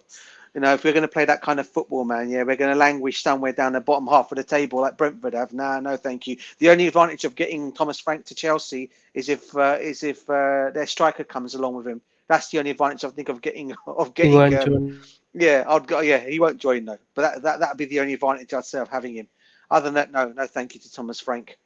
In terms of what we've discussed today, look, it's been a great stream from where I came from, Tobago. Obviously, big up to you and big up to Jerry Z, mate. You guys obviously, you make again another voice for the community, just like my brother Kachilla in the streams and in the stream at the moment, also in the comments. You guys, put a lot onto here to give a lot for the Chelsea fans to hear a lot about things and. Yeah, it's been a great stream. Again, as I said, I'm not Maresca in at all. As you know, I'm not going to change my mind on that. He has to prove me wrong. I just don't want another situation to happen. When you see that thing, 2-year contract, I think if we don't learn from that already, you already know what that means, a 2-year contract. If it doesn't work, he's probably going to be the next manager gone by Christmas if it doesn't work. So, Before yeah, or even before that, even. So I don't. As I said, I don't believe in these owners things. The way these owners are running our football club, they've taken us from where we were under Roman. They've taken us to a mediocre club now, and a lot of we're that big stake that we have. We're always going to be Chelsea Football Club, but it's getting to that stage now where players and fans and people are going to start looking and thinking, is that the place to go and be now? Is that the club I want to go and join? Especially if we've got no ambition. Because at this moment in time, these owners for me are showing no ambition, and you can just see it on the managers they're bringing in. And hopefully, they may get this one right. I hope and pray they get this one right, and Maresca works out. But again, as I keep saying, it's just about seeing how it all goes. But like I said, great stream, and as always, mate, thanks for having me on here. It's been a pleasure chatting with you guys, and also meeting you for the first time as well, Tony Tiger as well. Thank big you, up, sir. Tiger. Your final thoughts? Yeah, so I mean, first of all, thank you. It's my honor to be on this show, to have a company of DJ Sav, people like Coachella, people like Jerry Sir, people like Tobago. So much honor to be on here. Every time, respect, we can differ in opinions about people and how things are run, but I guess this is a community of love, which just loves Chelsea Football Club, isn't it? So coming from that, I will agree with what DJ Sir just said. I personally think it's we are focusing on the wrong things, because we cannot really focus on what is actually wrong with the club, and that is our owners, because us fans cannot really do much when it comes to outcasting the owners from the club. They're here for 10 years, 2 years are gone, 8 years are left. So they're here for 8 years, and we can just cross our fingers and cross our hands and pray that they get some minds, they get some brains on how to run this club. They fail and learn from their mistakes, but as evident it can be, that is not the case. They are not at all ready to learn. They are still kind of want to stick to their egoistic mentality of making the wrong approach of running a club into a right approach, into something that the world will learn from. But sometimes you have to think about that. Not always your idea is gonna blow up and become the best idea out there. So they are kind of trying to implement the American style of how successful you know clubs of basketball like NBA and everything is run, but that doesn't necessarily applies on football, and it's completely failing. So the I mean, for me, it is very easy sitting over here, hundreds and thousands of kilometers away from Stamford Bridge, that the last option, if this whole, hullabaloo and all this shenanigan doesn't stop, is us fans not going, the match day fans, by the way, much respect, not going to the Stamford Bridge and, protesting and giving their um, resent to the management that we won't come to see the game because you guys are not caring for the club, you guys don't want us to win anything, you don't guys care enough. But it's an easy thing to say, but a very emotional and very hard thing to actually do and apply for the match going fans. I know the emotions, I know the struggle, I know the uh, you know emotions, and I know the struggle involved. So I mean, as I said in the beginning of the stream, uh, I'm very hopeless. I can just pray that Maresca works, but it has failure written all over it. As Jerry has said countless number of times, he comes from a championship. He has not seen it. I am just hoping. I would like to correct myself. I'm just hoping, like Jerry said, I'm just hoping that he has learned from Pep. He has got that influence of being in that treble winning dressing room. He has got that influence of what it is to win trophies, how to win trophies, and everything. But we can only just assume and hope for it.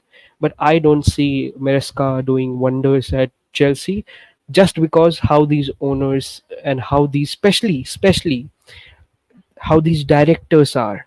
If you guys remember, there were reports that Todd Bowley really wanted Pochettino. He had a dinner with him. He, he also mentioned in an interview with Sportico that we want stability in squad. So when I listened to him, I was like, okay, so the ownership is also now finally in right minds, and let's give this guy one more season, and then we'll see. Then sack him and bring someone more elite, and then we'll actually compete for trophies. But they just sack him, and now there is complete instability. And as Jerry said, if they had to sack Poch and bring Maresca, what was the harm to keep Poch for another season? So it's absolutely pointless management. It's absolutely hopeless management. I really don't know where we are going as a club. And I mean, it's more like now just putting on your TV and just watching football for fun. I don't know how much I mean, how much emotions we can invest as Chelsea fans anymore, because what it gives us is nothing.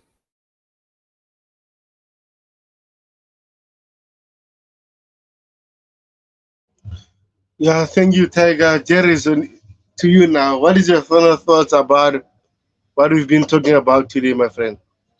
Yeah, can you share this last tweet in the pipeline? Yeah, okay. Let me share Then, this. then I will add my spicy thoughts. I have already said a lot. So, uh, according to Sky, Enzo Maresca had a pre-existing knowledge on Chelsea's current squad. Wow, he already had a knowledge of the squad, which is a great selling point, right? That impressed Chelsea. Wow, wow, wow. Wow. I mean, this is the world we are living. My goodness, What man. happened? What happened? I missed it. What happened? Yes, Tiger. I'm sure you will enjoy as well. So the selling point was in during the interview, according to Sky, Enzo Maresca had a pre-existing knowledge on Chelsea's current squad that impressed Chelsea. Wow, Oh my God, these it The only way, clowns. really impressed them that he knew about the you know, players. The He only player watched he knew about was Pochettino and Chelsea Casadei. before. He He only had knew about knowledge. Casadei. He can name seven players and he can tell how they played against Liverpool and how they struggle against Sheffield United. He Jerry, was able to demonstrate that, man. yeah, He was no, able no. to. I think Jerry. They must have asked him. Okay, what do you know about football? And he has said, okay, so the football is round in shape. Oh my God, you know that football is round in shape. That's so cool. You are the manager, guy. You are the manager. That's Yeah. what it is now. It's so. Oh my God, I'm just. Or, Oh my God, take my it life. was, it was. What was the history of the football club? What have they won? Oh, they've won 2 Champions Leagues. They've done this and that. Yeah. Oh, you know that. Yeah. Oh, you're hired. And What's last what? thing which it You know what I mean? says, yeah, sure, I won't be surprised. And then and the panelists and the audience, with his knowledge of the current squad, alongside his obsession, this is the key word, highlight that, alongside his obsession with positional play. I mean, I'm not impressed. I'm not impressed at all. This, if anything, it's a red flag. It's a huge red flag how they went about their business. Do we Honestly. have possession based players? We have Mudrik. What is gonna Mudrik do? How many? He cannot even hold the ball for like 2 seconds. He dribbles everything. Jackson dribbles everything. How can these players play possession football? It's like a clown. Oh, I don't know what's happening with the club. Oh man, this is stuff. Okay, Yeah, Tobeho, if you want, you can go ahead and wind up the stream. I believe. I think I'll take the Yeah, rest I of think 30 minutes thi- and then try to think what I have to do later in the yeah, evening. yeah, Jerry Z, you know, in life, right? In life, never judge someone that you haven't seen, right? So, and now you're thinking about red flags and stuff, bro. Just watch him during the press season. Maybe Chelsea first 5 games or 3 games. I would say a sample size of 3 league games, right? Then you can judge him. But now you're busy talking about red flags. Remember, Leicester City are playing Pochettino style of football, and then this what you're obsessed with. Remember, he worked under the likes of Pep Guardiola, but I don't want to use Pep Guardiola's name. The reason why we hired Enzo Maresca, but during his academy times at what you call academies at Manchester City, he used to play Pochettino style of play. So this is his philosophy, right? So please, my friend, don't be negative until you know a lot about this coach because you're talking about red flags and stuff, right? No, no. I think maybe you misunderstood me. I think I've been very, very clear in this 3+ hour Yeah. podcast that it's not on Maresca. It's the way the sporting director owners did the research and conducted this, you can say, went about their business to select him. In my opinion, it doesn't make you can say, solid case for go to him when we have so many other options. I have said that I think a half a dozen times, if I remember, that I'm not saying anything to Maresca. I would have taken the job as well. He could still be a good coach, but not at all in my observation and understanding of football that it will make any sense to me that we went for Maresca when we had Ruben Emrims of this world, Nagelsmann before, even De Zerbi now, and if even Flicks Tuchel and all that. It won't make a case. If anything, I think it's probably he is very well integrated and aligned with the framework. And you can just say people won't like that, but I believe that he is a yes man for them.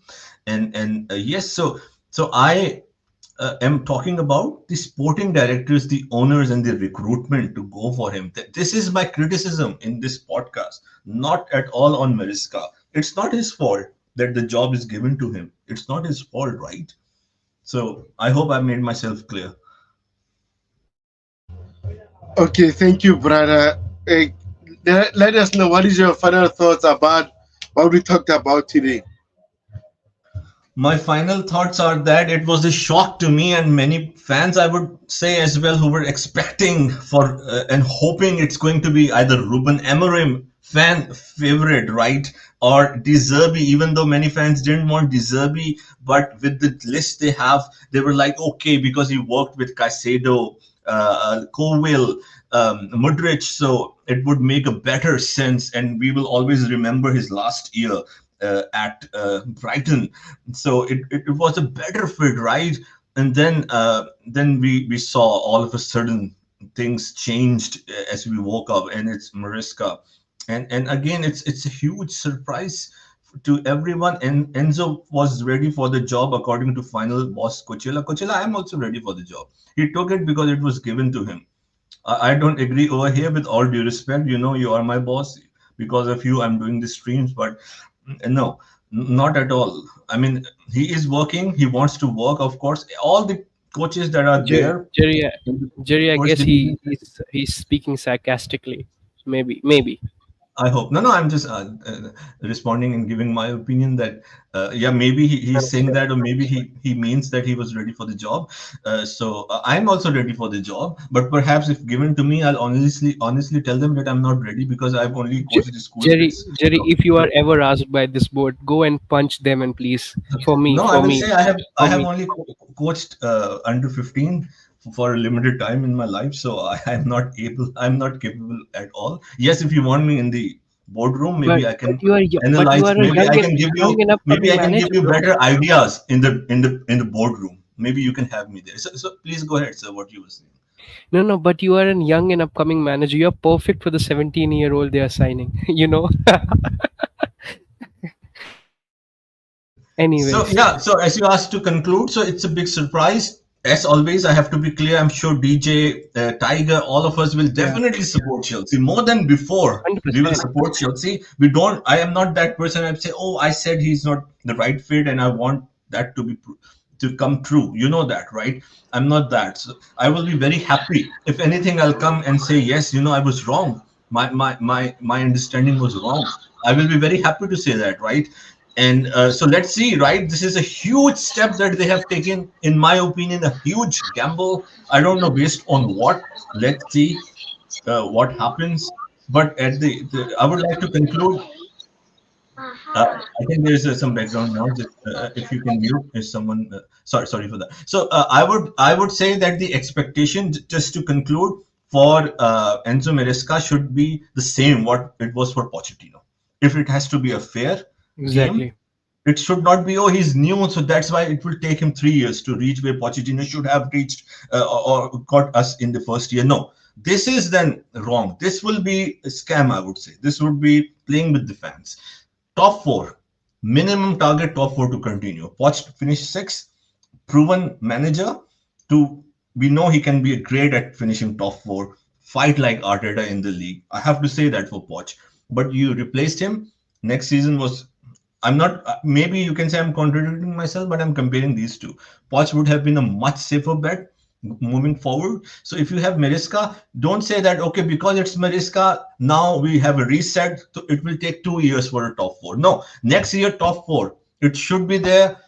It should be the target. In no way, if we finish fifth, yes, if we finish fifth and have a cup, FA Cup, or any silverware, or even a Conference League, it's another thing. Maybe let's go ahead. But if no cup, then finishing fifth, sixth, seventh, and if they stick with Enzo Maresca, then let's say he finished seventh and they stick with Enzo Maresca.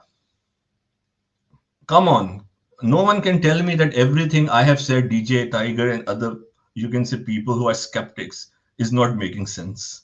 Then it means he is a perfect yes man for them. That's all I can say. Just a quick. Oh, go Yeah. on. Okay.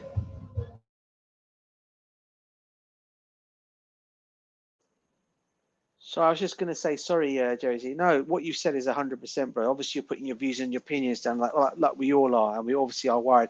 But listen, on what you just said about you'll never supporting Chelsea, 100% agree with that. Always remember, I always say to the fans out there, Chelsea is your football club. Forget about the owners. Forget about this, about the crest that we, the club that we follow, the community that we are. Never stop supporting your club because of these owners. Don't make them force you not being a Chelsea fan. As I said, I've been a Chelsea fan since the 80s. I've been a season ticket holder since the 90s. I followed my club back, and I've seen my team get relegated, come back up.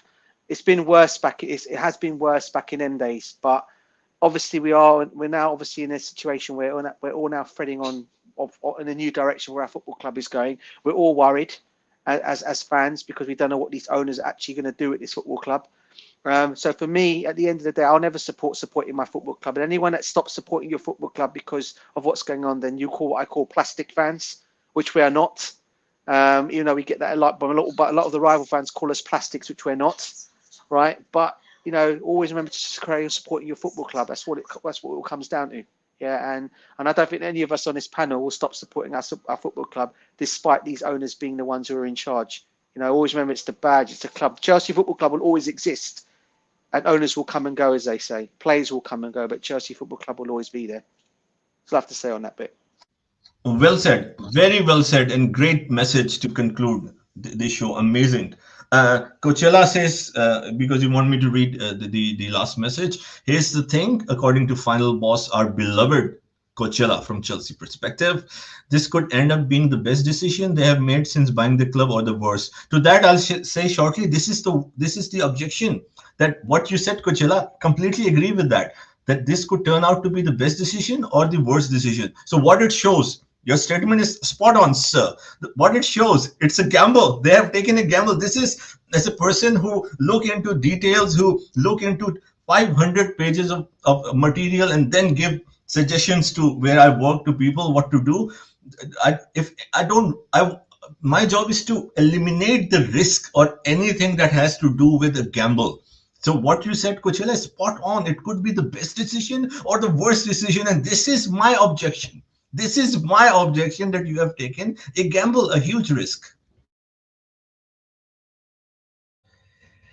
Yeah, well, it remains to be seen, guys.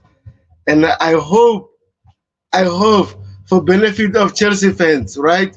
For us on the panel, I hope this decision is the best decision, not the worst decision, because from this owners took over until now, it's been a mess, right? And now we need consistency. Now we want to see Chelsea challenging for trophies. Want Chelsea to be on the top four. Want Chelsea maybe let's say in the next 2 years challenging for the league. This is what we want. So I hope this is the best decision, right? So thank you, Jerry Z. Thank you, DJ Seth. Thank you, Tiger, for coming in. I appreciate it. This is one of my longest live stream I had, right? And I hope I'll do more in the future. But tomorrow I'm not sure I'll be available, so I will try all means to try to do another show. So also thank you to Coachella. Thank you to Rich Money Makers, Tiger. I forgot some. We've got some new names on the chat also, right? Oh, another one was Pinky, right? So yes, she joined you from Indonesia. Your new subscriber. Yep. Yes. So thank you everyone for tuning in. And then if you're new, please subscribe to the channel, hit the like button. See you guys in the next stream, guys. Up the chance. Up the chance. Come on, you blues. And I didn't call you plastic, by the way, Coachella. Just want to put that one out there, bro. I wasn't referring to you.